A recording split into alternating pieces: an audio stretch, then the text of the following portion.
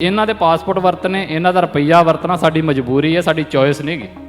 ਸੋ choices ਨੂੰ ਆਪਣੀਆਂ ਮਜਬੂਰੀਆਂ ਨਾ ਬਣਾਓ। ਜਿੱਥੋਂ ਜਿੱਥੋਂ ਇਹਨਾਂ ਦੇ ਨਾਲੋਂ ਟੁੱਟ ਸਕਦੇ ਹੋ ਟੁੱਟੋ। ਤੁਹਾਡਾ ਪੰਜਾਬ ਦੇ ਨਾਲ ਜੁੜੇ ਰਹਿਣਾ ਵੀ ਇੱਕ ਸੰਘਰਸ਼ ਹੈ। ਕੱਲਾ ਖਾਲਿਸਤਾਨ ਦਾ ਝੰਡਾ ਚੁੱਕਣਾ ਜਾਂ ਨਾਰੇ ਮਾਰਨੇ ਸੰਘਰਸ਼ ਨਹੀਂ ਆ। ਤੁਸੀਂ ਜਿੰਨੇ ਮਾਣ ਨਾਲ ਇੱਥੇ ਕਹਿੰਦੇ ਹੋ ਨਾ ਵੀ ਹੁਣ ਕੈਨੇਡਾ ਪੰਜਾਬ ਲੱਗਦਾ ਆ, ਉਹਨੂੰ ਸੋਚ ਕੇ ਵੇਖਿਆ ਜੇ ਤੁਹਾਡਾ ਹੁਸ਼ਿਆਰਪੁਰ ਤੇ ਲੁਧਿਆਣਾ ਉਹਨਾਂ ਹੀ ਬਿਹਾਰ ਵੀ ਲੱਗਦਾ ਹੈ। ਦੋਵਾਂ ਚੀਜ਼ਾਂ ਨੂੰ ਕੰਪੇਅਰ ਨਹੀਂ ਕੀਤਾ ਜਾ ਸਕਦਾ ਕਿ ਪੰਜਾਬ ਦੇ ਵਿੱਚ ਬੈਠਾ ਬਿਹਾਰੀ ਜਾਂ ਯੂਪੀ ਦਾ ਬੰਦਾ ਤੇ ਅਸੀਂ ਕੈਨੇਡਾ ਦੇ ਵਿੱਚ ਆ ਕੇ ਬੈਠੇ ਇੱਕ ਬਰਾਬਰ ਆ। ਨਹੀਂ, ਅਸੀਂ ਇੱਥੇ ਆ ਕੇ ਹਰ ਚੀਜ਼ ਕੈਨੇਡਾ ਦੀ ਮੰਨਦੇ ਹਾਂ, ਉੱਥੇ ਨਹੀਂ ਮੰਨਦੇ ਹੋ। ਉਹਨਾਂ ਦਾ ਸੱਭਿਆਚਾਰ ਤੋਂ ਲੈ ਕੇ ਉਹਨਾਂ ਦਾ ਕਲਚਰ, ਉਹਨਾਂ ਦੀ ਹਰ ਚੀਜ਼, ਉਹਨਾਂ ਨੂੰ ਪੰਜਾਬੀ ਸਿੱਖਣੀ ਜ਼ਰੂਰੀ ਥੋੜ੍ਹੀ ਹੈ। ਉਹਨਾਂ ਨੂੰ ਪੱਕੀ ਥੋੜ੍ਹੀ ਹੈ ਵੀ ਤੁਹਾਨੂੰ ਵੋਟ ਤਾਂ ਬਣਾ ਕੇ ਦੇਵਾਂਗੇ ਜੇ ਤੁਹਾਨੂੰ ਪੰਜਾਬੀ ਦਾ ਊੜਾ ਜਿਹੜਾ ਸਾਰਾ ਆਉਂਦਾ ਹੋਊ। ਤੁਹਾਨੂੰ ਸਰਕਾਰੀ ਨੌਕਰੀ ਤਾਂ ਦੇਵਾਂਗੇ ਜੀ ਜੇ ਤੁਹਾਡੇ ਮਤਲਬ ਤੁਸੀਂ ਸਿੱਖੀ ਸਰੂਪ ਦੇ ਵਿੱਚ ਆ ਜਾਓਗੇ। ਜਿੰਨਾ ਜ਼ੋਰ ਤੁਹਾਡਾ ਸਾਡਾ ਕੈਨੇਡਾ ਜਾਂ ਅਮਰੀਕਾ ਸੈੱਟ ਹੋਣ ਦਾ ਲੱਗਾ ਆ, ਉਹ ਸੈੱਟ ਕੋਈ ਮਨਾ ਨਹੀਂ ਕਰਦਾ, ਪਰ ਜੜ੍ਹਾਂ ਨਾ ਪੁੱਟੋ ਪੰਜਾਬ 'ਚੋਂ। ਜੜ੍ਹਾਂ ਪੁੱਟਣੀਆਂ ਸਾਡੀਆਂ ਸ਼ੁਰੂ ਹੋ ਗਈਆਂ ਨੇ ਵੀ ਜਦੋਂ ਅਸੀਂ ਉੱਥੋਂ ਆਪਣੀਆਂ ਪਈਆਂ ਕੋਠੀਆਂ ਤੇ ਮਹਿਲ, ਬਹੁਤੇ ਤੇ ਇੱਥੋਂ ਤੱਕ ਵੀ ਹਾਲਾਤ ਚੱਲ ਗਏ ਆ। ਜਿਹੜੇ ਜ਼ਿਮੀਂਦਾਰ ਬੰਦੇ ਨੇ ਨਾ, ਮੈਂ ਉਹਨਾਂ ਨੌਜਵਾਨਾਂ ਦੇ ਅੱਗੇ ਹਾਲ ਵੇਖਣਾ, ਉਹਨਾਂ ਨੂੰ ਇਹ ਵੀ ਨਹੀਂ ਪਤਾ ਸਾਡੀ ਵੱਟ ਕਿੱਧਰ ਨੂੰ ਜਾਂਦੀ ਪੈਲੀ ਦੀ। ਰਾਜ ਦੇ ਲਈ ਜ਼ਮੀਨ ਦਾ ਟੁਕੜਾ ਜ਼ਰੂਰੀ ਹੁੰਦਾ ਆ, ਇਹ ਲਾਲਚ ਨਹੀਂ ਹੁੰਦਾ। ਅਸੀਂ ਉਸ ਇੱਕ ਜ਼ਮੀਨ ਦੇ ਟੁਕੜੇ ਦੇ ਵਿੱਚ ਰਾਜ ਕਰਕੇ ਦੁਨੀਆ ਨੂੰ ਦੱਸਣਾ ਹੈ ਕਿ ਸਿੱਖਾਂ ਦਾ ਰਾਜ ਕਿਹੋ ਜਿਹਾ ਹੋਊਗਾ। ਤੁਹਾਡੇ ਕੋਲ ਇੱਥੇ ਤੇ ਪੰਜਾਬ 'ਚ ਤੁਸੀਂ ਰਹੇ ਹੋ ਤੇ ਗੁਰਦੁਆਰਿਆਂ ਦੇ ਵਿੱਚੋਂ ਅਸੀਂ ਹਮੇਸ਼ਾ ਪ੍ਰਚਾਰ ਸੁਣਦੇ ਹੀ ਰਹੇ ਹਾਂ।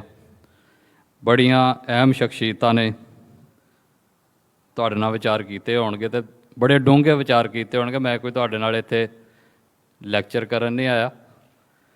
ਆਮ ਹੁੰਦਾ ਐਵੇਂ ਹੀ ਆ, ਜਦੋਂ ਮੇਰੇ ਵਰਗਾ ਆਉਂਦਾ ਹੈ ਤੇ ਤੁਹਾਡੇ ਸਾਰਿਆਂ ਦੇ ਮਨਾਂ 'ਚ ਇੱਕ ਇੱਜ਼ਤ ਜ਼ਰੂਰ ਹੁੰਦੀ ਆ ਤੇ ਸੰਗਤ ਵੀ ਵਡਿਆਈ ਬਖਸ਼ਦੀ ਆ। ਔਰ ਜਿਹੜਾ ਮਾਈਕ 'ਤੇ ਬੋਲ ਰਿਹਾ ਹੁੰਦਾ ਉਹਨੂੰ ਹਮੇਸ਼ਾ ਕਹਿੰਦੀ ਹੈ ਵੀ ਇਹ ਜ਼ਿਆਦਾ ਸਿਆਣਾ। ਪਰ ਅਸਲ ਦੇ ਵਿੱਚ ਗੁਰਮਤ ਦੇ ਸਿਧਾਂਤ 'ਚ ਇਵੇਂ ਨਹੀਂ ਗਾ। ਗੁਰਮਤ ਹਮੇਸ਼ਾ ਸੰਗਤ ਨੂੰ ਉੱਪਰ ਰੱਖਦੀ, ਕਿਉਂਕਿ ਸੰਗਤ ਦੇ ਵਿੱਚ ਪਤਾ ਨਹੀਂ ਹੁੰਦਾ ਵੀ ਕਿਹੜੀ ਸ਼ਖਸੀਅਤ, ਕਿਹੜੀ ਰੂਹ ਕਿਸ ਰੂਪ 'ਚ ਬੈਠੀ ਆ। ਅਤੇ ਇੱਥੇ ਮੇਰੇ ਵਰਗਾ ਬੋਲਣ ਵਾਲਾ ਜਿਹੜਾ ਉਹ ਭਾਵੇਂ ਆਪਣੇ ਆਪ ਨੂੰ ਜਿੰਨਾ ਮਰਜ਼ੀ ਵੱਡਾ ਮੰਨੇ, ਪਰ ਮੈਂ ਮੰਨੋ ਇਹ ਗੱਲ ਤੁਹਾਨੂੰ ਕਹਿੰਦਾ ਵੀ ਤੁਸੀਂ ਸੰਗਤ ਵੱਡੀ।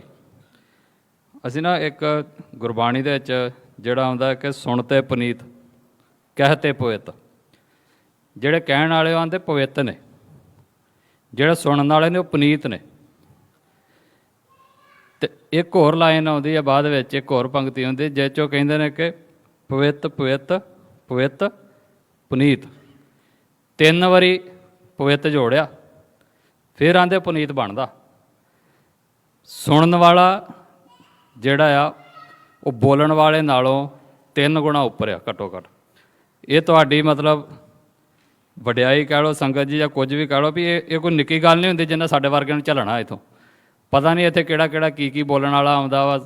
ਕੋਈ ਆਉਂਦਾ ਹੈ ਅਤੇ ਉਹ ਪਿਛਲੇ ਨੂੰ ਕੱਟੀ ਜਾਂਦਾ, ਕੋਈ ਆਉਂਦਾ ਉਹ ਅਗਲੇ ਦੀਆਂ ਗੱਲਾਂ ਕੱਟੀ ਆਉਂਦਾ ਆ। ਸੰਗਤ ਨੂੰ ਧਾਨੀਆਂ ਵਾਕਿਆ ਜਿਹੜੀ ਇਹ ਸਾਰਾ ਕੁਝ ਸਹੀ ਜਾਂਦੀ ਹੈ, ਜਰੀ ਜਾਂਦੀ ਹੈ, ਅਤੇ ਉਹਦੇ ਵਿੱਚੋਂ ਜਿਹੜਾ ਹੰਸਾਂ ਵਾਂਗੂ ਮੋਤੀ ਚੁਣੀ ਜਾਂਦੀ। ਅਤੇ ਮੇਰੀ ਵੀ ਤੁਹਾਨੂੰ ਇਹ ਬੇਨਤੀ ਹੈ ਕਿ ਹੋ ਸਕਦਾ ਮੇਰੀਆਂ ਵੀ ਗੱਲਾਂ ਬਹੁਤ ਸਾਰੀਆਂ ਇਹੋ ਜਿਹੀਆਂ ਹੋਣ ਜਿਹੜੀਆਂ ਤੁਹਾਡੇ ਤੋਂ ਪਹਿਲਾਂ ਇੱਥੇ ਪ੍ਰਚਾਰਕ ਕਦੀ ਬੋਲਦੇ ਰਹੇ ਨੇ, ਉਹਨਾਂ ਕੀਤੀਆਂ ਹੋਣ ਅਤੇ ਉਹ ਤੋਂ ਉਲਟੀਆਂ ਹੋਣ ਜਾਂ ਉਹਨਾਂ ਨਾਲ ਮੇਲ ਨਾ ਖਾਂਦੀਆਂ ਹੋਣ।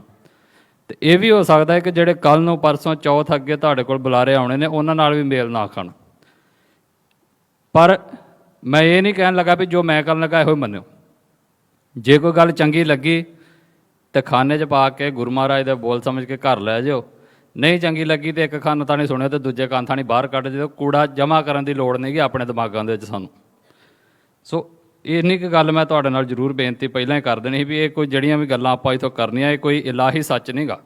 ਇਲਾਹੀ ਸੱਚ ਸਿਰਫ ਗੁਰਬਾਣੀ, ਬਾਕੀ ਸਾਡੇ ਵਰਗਿਆਂ ਦੀਆਂ ਇੰਟਰਪ੍ਰੀਟੇਸ਼ਨਸ ਨੇ ਕਿ ਅਸੀਂ ਕਿਵੇਂ ਉਹਨਾਂ ਚੀਜ਼ਾਂ ਨੂੰ ਵੇਖਦੇ ਹਾਂ ਜਾਂ ਕਿਵੇਂ ਸਮਾਜ ਨੂੰ ਵੇਖਦੇ ਹਾਂ, ਉਹ ਸਾਡੇ ਆਪੋ ਆਪਣੇ ਨਜ਼ਰੀਆ ਆ। ਪਰ ਇਲਾਹੀ ਸਿਰਫ ਗੁਰੂ ਆ। ਆਮ ਹੀ ਨਾ ਸਾਨੂੰ ਜਦੋਂ ਆਪਾਂ ਸੰਗਤ ਦੇ ਵਿੱਚ ਵਿਚਰਦੇ ਹਾਂ ਅਤੇ ਨੌਜਵਾਨ ਖਾਸ ਤੌਰ 'ਤੇ ਇਹ ਗੱਲ ਕਹਿੰਦੇ ਆ ਵੀ ਅਸੀਂ ਤੁਹਾਨੂੰ ਫੋਲੋ ਕਰਦੇ ਹਾਂ, ਵੀ ਤੁਸੀਂ ਸਾਡੇ ਲੀਡਰ ਹੋ। ਮੈਂ ਇੱਥੇ ਇਮਾਨਦਾਰੀ ਨਾਲ ਬੇਨਤੀ ਕਰਦਾ, ਬੰਦੇ ਨਾ ਫੋਲੋ ਕਰਿਆ ਕਰੋ। ਬੰਦੇ ਵਿਕ ਜਾਂਦੇ ਨੇ ਮੇਰੇ ਵਰਗੇ। ਵਕਾਰੀ ਬੰਦਾ ਹੁੰਦਾ, ਇਹਨੇ ਪਤਾ ਨਹੀਂ ਕਿੱਥੇ ਜਾ ਕੇ ਖੂਹ 'ਚ ਡਿੱਗ ਪੈਣਾ। ਜੇ ਕਿਸੇ ਨੂੰ ਫੋਲੋ ਕਰਨਾ ਹੈ ਤਾਂ ਉਹ ਬੈਠੇ ਨੇ ਸਦੀਵੀ ਤਖਤ ਦੇ ਉੱਤੇ। ਮੇਰੇ ਵਰਗਾ ਅੱਜ ਹੈਗਾ, ਕੱਲ੍ਹ ਨਹੀਂ ਹੈਗਾ। ਅੱਜ ਸਹੀ ਲਾਈਨ 'ਤੇ ਆ, ਕੱਲ੍ਹ ਨੂੰ ਪਤਾ ਨਹੀਂ ਮੈਂ ਕਿਹੜੀ ਲਾਈਨ ਫੜ ਲੈਣੀ। ਅੱਜ ਮੈਂ ਜੋ ਕਹਿਣ ਡਿਆ ਪਤਾ ਨਹੀਂ ਕੱਲ੍ਹ ਨੂੰ ਉੱਥੇ ਖਲੋ ਪਾਉਣਾ ਕਿ ਨਹੀਂ ਖਲੋ ਪਾਉਣਾ। ਬੰਦੇ ਲੀਡਰ ਠੀਕ ਹੈ ਚੁਣੋ, ਉਹਨਾਂ ਨੂੰ ਸੁਣੋ, ਫੋਲੋ ਕਰੋ, ਪਰ ਉਹਨਾਂ ਨੂੰ ਇਸ ਤਰੀਕੇ ਨਾਲ ਫੋਲੋ ਨਾ ਕਰੋ ਵੀ ਬਸ ਉਹਨੇ ਜਿਹੜੀ ਲਾਈਨ ਫੜ ਲਈ ਉਹਦੇ ਅੰਨ੍ਹੇਵਾਹ ਮਗਰ ਹੀ ਤੁਰਨਾ ਸੀ। ਸੋ ਜੇ ਅੰਨ੍ਹੇਵਾਹ ਅੰਨੀ ਸ਼ਰਧਾ ਰੱਖ ਕੇ ਕਿਸੇ ਦੇ ਮਗਰ ਤੁਰਨਾ ਹੈ ਤਾਂ ਸਿਰਫ ਗੁਰੂ ਦੇ ਅੱਗੇ ਪਿੱਛੇ ਤੁਰਿਓ। ਮੇਰੇ ਵਰਗੇ ਇੱਥੇ ਬੜੇ ਆਉਣੇ ਤੇ ਬੜੇ ਚੱਲ ਜਾਣੇ ਨੇ, ਸਾਨੂੰ ਉਨੀ ਮਤਲਬ ਬਣਦੀ ਇੱਜ਼ਤ ਦੇਈ ਚੱਲੋ, ਪਰ ਇਸ ਤਰੀਕੇ ਨਾਲ ਨਾ ਕਰੋ ਵੀ ਸਾਨੂੰ ਮਤਲਬ ਵੀ ਤੁਸੀਂ ਇਲਾਹੀ ਬਣਾ ਕੇ ਨਾ ਪੇਸ਼ ਕਰੋ। ਸਾਡੇ ਵਰਗੇ ਪਤਾ ਨਹੀਂ ਹੁੰਦਾ ਕਿੱਥੇ ਜਾ ਕੇ ਦੁਨੀਆ ਦੇ ਕਿਸ ਮੋੜ ਦੇ ਉੱਤੇ ਕੋਈ ਗਲਤੀ ਕਰ ਬੈਣ। ਪੰਥ ਦੀ ਪੰਜਾਬ ਦੀ ਗੱਲ ਚੱਲਦੀ ਆ, ਮੇਰੇ ਤੋਂ ਪਹਿਲਾਂ ਵੀ ਭਾਜੀ ਬੋਲ ਕੇ ਗਏ ਆ। ਪੰਜਾਬ ਤੋਂ ਤੁਹਾਡੇ ਕੋਲ ਇੱਥੇ ਅਲੱਗ-ਅਲੱਗ ਪ੍ਰਚਾਰਕ ਆਉਂਦੇ ਆ। ਕਈ ਉਹ ਨੇ ਵਿਚਾਰੇ ਜਿਨ੍ਹਾਂ ਨੇ ਪੰਜਾਬ ਤੋਂ ਤੁਰਨ ਲੱਗਿਆ ਮਨ 'ਚ ਖਿਆਲ ਬਣਾਇਆ ਹੁੰਦਾ ਆ ਕਿ ਭਾਈ ਜਾ ਕੇ ਉੱਥੇ ਇੰਨੀ ਕੁ ਗੱਲ ਤੇ ਇੰਨਾ ਕੀ ਪ੍ਰਚਾਰ ਕਰਨਾ ਵੀ ਦੁਬਾਰਾ ਫਿਰ ਵਾਪਸ ਆ ਕੇ ਫਿਰ ਜਾ ਸਕੀਏ। ਆਉਂਦੇ ਨੇ, ਮੈਨੂੰ ਪਤਾ ਇਹ ਚੀਜ਼ਾਂ ਹੁੰਦੀਆਂ ਨੇ। ਮੈਂ ਤਾਂ ਕਹਿਣਾ ਕਿਉਂਕਿ ਜਦੋਂ ਮੈਂ ਪੰਜਾਬ ਤੋਂ ਆਉਣ ਲੱਗਾ ਸੀ ਤਾਂ ਮੇਰੇ ਵੀ ਕੰਨਾਂ 'ਚ ਲੋਕਾਂ ਨੇ ਗੱਲ ਕਹੀ ਵੀ ਗੱਲ ਠੰਡੀ ਰੱਖੀ ਤਾਂ ਕਿ ਤੇਰਾ ਰਾਹ ਖੁੱਲ੍ਹਾ ਰਹੇ।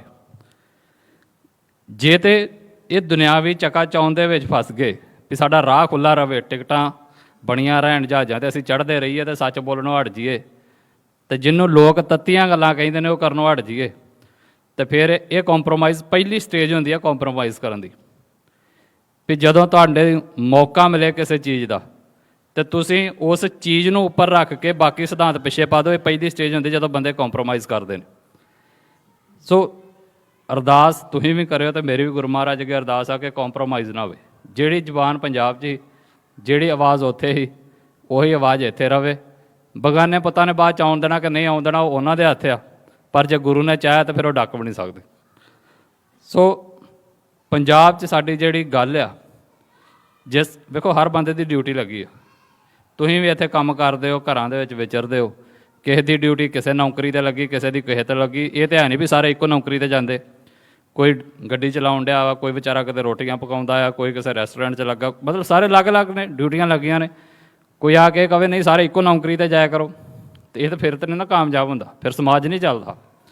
ਇਵੇਂ ਪੰਥ ਦੇ ਪੰਜਾਬ ਦੇ ਵਿੱਚ ਸਾਡੇ ਵਰਗੇ ਲੋਕਾਂ ਦੀਆਂ ਡਿਊਟੀਆਂ ਨੇ। ਜਿਵੇਂ ਮੇਰੇ ਤੋਂ ਪਹਿਲਾਂ ਭਾਈ ਸਾਹਿਬ ਉਹਨਾਂ ਨੇ ਕੀਰਤਨ ਕੀਤਾ, ਇਹਨਾਂ ਦੀ ਡਿਊਟੀ ਹੈ ਕੀਰਤਨ ਦੀ। ਇਵੇਂ ਕੋਈ ਕਥਾਵਾਚਕ ਆਉਂਦਾ ਉਹਦੀ ਡਿਊਟੀ ਹੈ ਕਥਾ ਕਰਨ ਦੀ। ਅਤੇ ਜਿਹੜਾ ਮੇਰੇ ਵਰਗਾ ਆਉਂਦਾ ਹੈ, ਸਾਡੀ ਜਿਹੜੀ ਆਜ਼ਾਦੀ ਦੀ ਗੱਲ ਹੈ, ਸਾਡੀ ਜਿਹੜੀ ਕੌਮੀ ਘਰ ਦੀ ਗੱਲ ਹੈ, ਖਾਲਿਸਤਾਨ ਦੀ ਪ੍ਰਾਪਤੀ ਦੀ ਗੱਲ ਹੈ, ਇਹ ਸਾਡੀ ਡਿਊਟੀ ਆ। ਸੋ ਉਹ ਡਿਊਟੀ ਸਮਝਦੇ ਹੋਏ ਆਪਾਂ ਆਪਣੀ ਜਿਹੜੀ ਗੱਲ ਹੈ ਉਹ ਅੱਗੇ ਕਰਨੀ ਹੈ। ਬਹੁਤਾ ਲੰਮਾ ਸਮਾਂ ਨਹੀਂ ਆਪਾਂ ਕਰਨਾ। ਕਈ ਵਾਰੀ ਨਾ ਮੈਨੂੰ ਕਹਿ ਦਿੰਦੇ ਵੀ ਤੁਸੀਂ ਘੰਟਾ ਬੋਲੋ, ਮਤਲਬ ਜਿਹੜੀ ਗੱਲ ਮੇਰੀ 20-25 ਮਿੰਟਾਂ 'ਚ ਵੀ ਸਮਝ ਨਹੀਂ ਨਾ ਆਏ, ਭਾਵੇਂ ਮੇਰੇ ਕੋਲ 2 ਘੰਟੇ ਬੁਲਾਈ ਜਾਓ, ਸਮਝ ਉਹ ਵੀ ਨਹੀਂ ਆਉਣੀ। ਅਤੇ ਵੈਸੇ ਵੀ ਦੁਨੀਆ ਦਾ ਸਿਧਾਂਤ ਆ ਬੰਦੇ 40 ਕੁ ਮਿੰਟ ਹੀ ਖਾਨਿਆਂ 'ਚ ਗੱਲ ਪੈਂਦੀ ਆ, ਉਹ ਤੋਂ ਬਾਅਦ ਤਾਂ ਧੱਕਾ ਹੀ ਹੁੰਦਾ, ਅਤਿਆਚਾਰ ਹੀ ਹੁੰਦਾ ਸੰਗਤ ਦੇ ਉੱਤੇ, ਫਿਰ ਜਿੰਨਾ ਮਰਜ਼ੀ ਕਰੀ ਜਾਓ ਤੁਸੀਂ। ਅਤੇ ਇਹੀ ਇੱਕ ਕਾਰਨ ਆ। ਤੁਸੀਂ ਕਾਲਜਾਂ ਦੇ ਵਿੱਚ, ਇੱਥੇ ਤਾਂ ਮੈਨੂੰ ਤੁਹਾਡਾ ਪਤਾ ਨਹੀਂ, ਯੂਨੀਵਰਸਿਟੀਆਂ ਦੇ ਵਿੱਚ ਇੱਕ ਜੀ ਵੇਖੋ, ਸਕੂਲਾਂ ਦੇ ਵਿੱਚ ਜਿਹੜਾ ਪੀਰੀਅਡ ਹੁੰਦਾ ਆ ਉਹ ਜ਼ਿਆਦਾਤਰ ਅੱਧੇ ਘੰਟੇ ਤੋਂ ਲੈ ਕੇ 40 ਤੋਂ 45 ਮਿੰਟ ਦੇ ਵਿੱਚ ਹੁੰਦਾ। ਕੋਈ ਜ਼ਿਆਦਾ ਹੀ ਵੱਡੇ ਲੈਵਲ ਦੇ ਮਾਸਟਰ ਲੈਵਲ ਦੇ ਵਿਦਿਆਰਥੀ ਆ ਅਤੇ ਉਹਨਾਂ ਦਾ ਹੱਦ 1 ਘੰਟੇ ਦਾ ਹੋਊਗਾ, ਉਸ ਤੋਂ ਬਾਅਦ ਪੀਰੀਅਡ ਬਦਲ ਜਾਂਦਾ ਆ। ਉਹ ਕਿਉਂ ਬਦਲਦਾ? ਉਹਦਾ ਕਾਰਨ ਇਹੋ ਹੀ ਹੁੰਦਾ ਵੀ ਬੰਦਿਆਂ ਦੀ ਦਿਮਾਗ ਦੀ ਸਮਰੱਥਾ ਗੱਲ ਨੂੰ ਕੈਚ ਕਰਨ ਦੀ ਇੰਨੀ ਕੀ ਹੁੰਦੀ ਆ। ਉਸ ਤੋਂ ਬਾਅਦ ਜੇ ਉਹਨਾਂ ਨੂੰ ਤੁਸੀਂ ਲੈਕਚਰ ਦੇਈ ਵੀ ਜਾਓਗੇ ਤਾਂ ਨਿਆਣੇ ਦੇ ਪੱਲੇ ਨਹੀਂ ਪੈਣਾ। ਸੋ ਆਪਾਂ ਵੀ ਜਿਹੜੀ ਗੱਲ ਹੈ ਉਹ ਟੂ ਦੀ ਪੁਆਇੰਟ ਹੀ ਕਰਨੀ ਆ। ਜੇ ਉਹਦੇ 'ਚ ਕੋਈ ਗੱਲ ਚੰਗੀ ਲੱਗੇਗੀ, ਜਿਹੜੀ ਗੱਲ ਮੈਂ ਪਹਿਲਾਂ ਬੇਨਤੀ ਕੀਤੀ, ਤੇ ਨਾਲ ਲੈ ਜਾਓ। ਜੇ ਭਰਾਓ ਨਾ ਚੰਗੀ ਲੱਗੀ ਤਾਂ ਇੱਕ ਕੰਨ ਥਾਣੀ ਸੁਣਿਓ ਅਤੇ ਦੂਜੇ ਕੰਨ ਥਾਣੀ ਬਾਹਰ ਕੱਢ ਕੇ ਤੇ ਇੱਥੇ ਸੁੱਟ ਜਾ ਜੇ। ਆਪਾਂ ਸਾਰੇ ਪੰਜਾਬ 'ਚੋਂ ਆਏ ਹਾਂ। ਕੋਈ ਅੱਜ ਆ ਗਿਆ, ਕੋਈ 30 ਸਾਲ ਪਹਿਲਾਂ ਆ ਗਿਆ, ਕੋਈ 40 ਸਾਲ ਪਹਿਲਾਂ ਆ ਗਿਆ, ਪਰ ਆਏ ਸਾਰੇ ਅਸੀਂ ਪੰਜਾਬ 'ਚੋਂ ਹੀ, ਸਾਡਾ ਮੂਲ ਪੰਜਾਬ ਹੀ ਹੈ। ਹੁਣ ਸਮਾਂ ਪਾ ਕੇ ਕੁਝ ਗੱਲਾਂ ਸਾਡੇ ਵਿੱਚ ਨਾ ਗਾਹੇ ਬਗਾਹੇ ਵੜ ਜਾਂਦੀਆਂ ਨੇ। ਮੈਂ ਹਰ ਗੱਲ ਆਪਣੀ ਆਜ਼ਾਦੀ ਦੇ ਆਲੇ ਦੁਆਲੇ ਘੁਮਾਉਣੀ ਆ, ਆਪਣੇ ਕੌਮੀ ਘਰ ਦੇ ਆਲੇ ਦੁਆਲੇ ਘੁਮਾਉਣੀ ਵੀ ਸਾਡਾ ਰੋਲ ਕੀ ਬਣੇ ਉਹਦੇ ਵਿੱਚ। ਸਾਰਿਆਂ ਨੇ ਸਾਡੇ ਵਾਂਗੂ ਸਟੇਜ 'ਤੇ ਚੜ੍ਹ ਕੇ ਬੋਲਣਾ ਨਹੀਂ ਗਾ। ਇਹ ਹੋ ਨਹੀਂ ਸਕਦਾ ਵੀ ਸਾਰੇ ਪੰਥ ਹੀ ਬੋਲਣ ਲੱਗ ਪਏ। ਸਾਰਿਆਂ ਨੇ ਰੈਲੀਆਂ 'ਚ ਵੀ ਨਹੀਂ ਜਾਣਾ। ਸਾਰਾ ਪੰਥ ਕਦੀ ਰੈਲੀਆਂ 'ਚ ਵੀ ਨਹੀਂ ਜਾਂਦਾ ਹੁੰਦਾ। ਸਾਰਾ ਪੰਥ ਕਦੀ ਸੰਘਰਸ਼ ਵੀ ਨਹੀਂ ਕਰਦਾ ਹੁੰਦਾ ਹਥਿਆਰ ਚੁੱਕ ਕੇ। ਹਥਿਆਰ ਤੋਂ ਮੇਰਾ ਕਹਿਣ ਦਾ ਮਤਲਬ ਵੀ ਸਿੱਧਾ ਸਟੇਟ ਦੇ ਨਾਲ ਟੱਕਰ ਲੈਣੀ, ਚਾਹੇ ਉਹ ਤੁਹਾਡੇ ਵਿਚਾਰਾਂ ਦੇ ਹਥਿਆਰ ਹੋਣ, ਚਾਹੇ ਦੂਸਰੇ ਹੋਣ। ਬੜਾ ਲਿਮਟਡ ਜਿਹਾ ਸੈਕਸ਼ਨ ਹੁੰਦਾ ਜਿਹੜਾ ਬੜਾ ਐਕਟਿਵ ਹੋ ਕੇ ਕੰਮ ਕਰਦਾ। ਬਾਕੀ ਸਾਰੀ ਦੀ ਸਾਰੀ ਕੌਮ ਉਸ ਮੂਵਮੈਂਟ ਨੂੰ ਸਪੋਰਟ ਕਰਦੀ ਹੈ, ਉਹਦਾ ਸਾਥ ਦਿੰਦੀ ਹੁੰਦੀ ਹੈ। ਮਾਫ਼ ਕਰਿਆ, ਮੇਰਾ ਗਲਾ ਥੋੜ੍ਹਾ ਖਰਾਬ ਆ, ਵਿੱਚੋਂ ਜੇ ਖੰਘੀ ਜਾਊਂਗਾ ਤਾਂ ਉਹਦੀ ਪਹਿਲਾਂ ਮਾਫ਼ੀ ਮੰਗ ਲਾਂ। ਉਹਦੇ 'ਚ ਨਾ ਜੇ ਮੂਵਮੈਂਟ ਨੂੰ ਲੜਨ ਦੇ ਵਿੱਚ ਸਾਡੇ ਵਿੱਚ ਕਲੈਰਿਟੀ ਨਾ ਹੋਈ ਤਾਂ ਫਿਰ ਮੂਵਮੈਂਟ ਜਿਹੜੀ ਉਹ ਡਾਵਾਡੋਲ ਹੋ ਜਾਂਦੀ। ਸਭ ਤੋਂ ਪਹਿਲੀ ਸ਼ਰਤ ਹੁੰਦੀ ਆ, ਮੈਂ ਪਹਿਲਾਂ ਵੀ ਗੁਰਦੁਆਰਾ ਸਾਹਿਬ ਬੋਲਦਿਆਂ ਕਿਹਾ ਸੀ, ਸ਼ਾਇਦ ਤੁਸੀਂ ਉਹ ਵੀਡੀਓ ਵੇਖੀ ਹੋਏ, ਮੈਂ ਫਿਰ ਰਿਪੀਟ ਕਰ ਦਿੰਦਾ।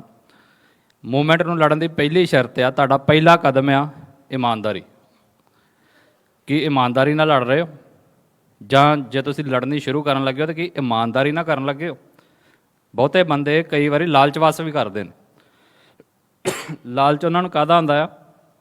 ਉਹਨਾਂ ਨੂੰ ਇੰਝ ਲੱਗਦਾ ਵੀ ਜਥੇਬੰਦੀਆਂ ਨੂੰ ਬਾਹਰੋਂ ਬੜੇ ਪੈਸੇ ਆਉਂਦੇ ਆ, ਗੱਡੀਆਂ 'ਚ ਘੁੰਮਦੇ ਨੇ, ਟਾਵਰ ਜੀ ਆ, ਨਜ਼ਾਰੇ ਜੇ ਆ, ਚਕਾ ਚੌਂਦ ਆ।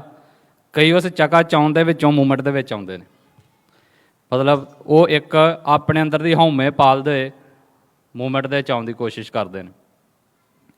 ਉੱਥੇ ਪਹਿਲੀ ਇਮਾਨਦਾਰੀ ਕੰਪਰੋਮਾਈਜ਼ ਹੁੰਦੀ। ਪਹਿਲੀ ਚੀਜ਼ ਹੋਣੀ ਚਾਹੀਦੀ ਵੀ ਬੰਦਾ ਇਮਾਨਦਾਰ ਹੋਵੇ ਵੀ ਮੈਂ ਯਾਰ ਕੌਮ ਦੀ ਆਜ਼ਾਦੀ ਲਈ ਲੜਨਾ ਹੈ, ਆਪਣੇ ਘਰ ਖਾਲਿਸਤਾਨ ਦੀ ਪ੍ਰਾਪਤੀ ਲਈ ਸੰਘਰਸ਼ ਕਰਨਾ। ਦੂਸਰੀ ਚੀਜ਼ ਆ ਸਪਸ਼ਟਤਾ। ਤੁਸੀਂ ਕਲੀਅਰ ਹੈਗੇ ਹੋ। ਬੰਦੇ ਇਮਾਨਦਾਰ ਹੁੰਦੇ ਨੇ, ਉਹਨਾਂ ਨੂੰ ਪਤਾ ਹੀ ਨਹੀਂ ਹੁੰਦਾ ਸੰਘਰਸ਼ ਕੀ ਲੜਨਾ ਹੈ। ਇਹ ਚੀਜ਼ ਸਾਡੇ ਨਾਲ ਵਾਪਰਦੀ ਆ। ਅਸੀਂ ਕਿਹੜੇ ਵੇਲੇ ਆਪਣੀ ਆਜ਼ਾਦੀ ਦਾ ਸੰਘਰਸ਼ ਲੜਦੇ ਲੜਦੇ ਦੂਸਰੇ ਪਾਸੇ ਨੂੰ ਤੁਰ ਪੈਂਦੇ, ਸਾਨੂੰ ਪਤਾ ਹੀ ਨਹੀਂ ਲੱਗਦਾ। ਕਿਉਂ? ਕਿਉਂਕਿ ਸਪਸ਼ਟਤਾ ਨਹੀਂ ਗੀ, ਬੰਦਿਆਂ ਨੂੰ ਕਲੀਅਰ ਨਹੀਂ। ਅੱਧਿਓਂ ਜ਼ਿਆਦਾ ਬੰਦੇ ਸਾਡੇ ਖਾਲਿਸਤਾਨ ਨੂੰ ਵੱਧ ਅਧਿਕਾਰਾਂ ਨਾਲ ਜੋੜ ਦਿੰਦੇ ਵੀ ਨਹੀਂ ਜੀ, ਵੱਧ ਅਧਿਕਾਰਾਂ ਦੀ ਲੜਾਈ ਵੀ ਖਾਲਿਸਤਾਨ ਦੀ ਲੜਾਈ।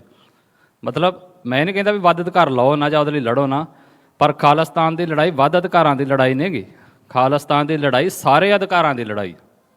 ਵੱਧ ਅਧਿਕਾਰ ਅਤੇ ਸਾਰੇ ਅਧਿਕਾਰ, ਇਹਨਾਂ 'ਚ ਫਰਕ ਆ ਵੀ ਤੁਸੀਂ ਵੱਧ ਅਧਿਕਾਰ ਲੈਣੇ ਕਿ ਸਾਰੇ ਲੈਣੇ। ਸੋ ਅਸੀਂ ਸਾਰੇ ਲੈਣੇ ਅਤੇ ਸਾਰੇ ਸਾਨੂੰ ਸਾਡੀ ਕੰਪਲੀਟ ਇੰਡੀਪੈਂਡੈਂਸ 'ਚੋਂ ਮਿਲਣੇ, ਆਜ਼ਾਦੀ 'ਚੋਂ ਮਿਲਣੇ। ਸਾਨੂੰ ਸਪਸ਼ਟਤਾ ਹੋਣੀ ਚਾਹੀਦੀ ਵੀ ਅਸੀਂ ਕਰਨਾ ਕੀ।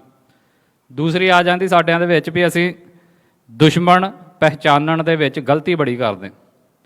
ਲੰਮਾ ਸਮਾਂ ਪੰਥ ਨੇ ਬਾਦਲ ਨੂੰ ਹੀ ਦੁਸ਼ਮਣ ਸਮਝ ਛੱਡਿਆ। ਅੱਜ ਵੀ ਸਮਝਦੇ ਨੇ ਕਈ। ਅੱਜ ਦਿਆਂ ਨੇ ਕਈਆਂ ਨੇ ਹੁਣ ਭਗਵੰਤ ਮਾਨ ਨੂੰ ਦੁਸ਼ਮਣ ਸਮਝ ਲਿਆ ਵੀ ਇਹਨੂੰ ਗਲੋਂ ਲਾਓ।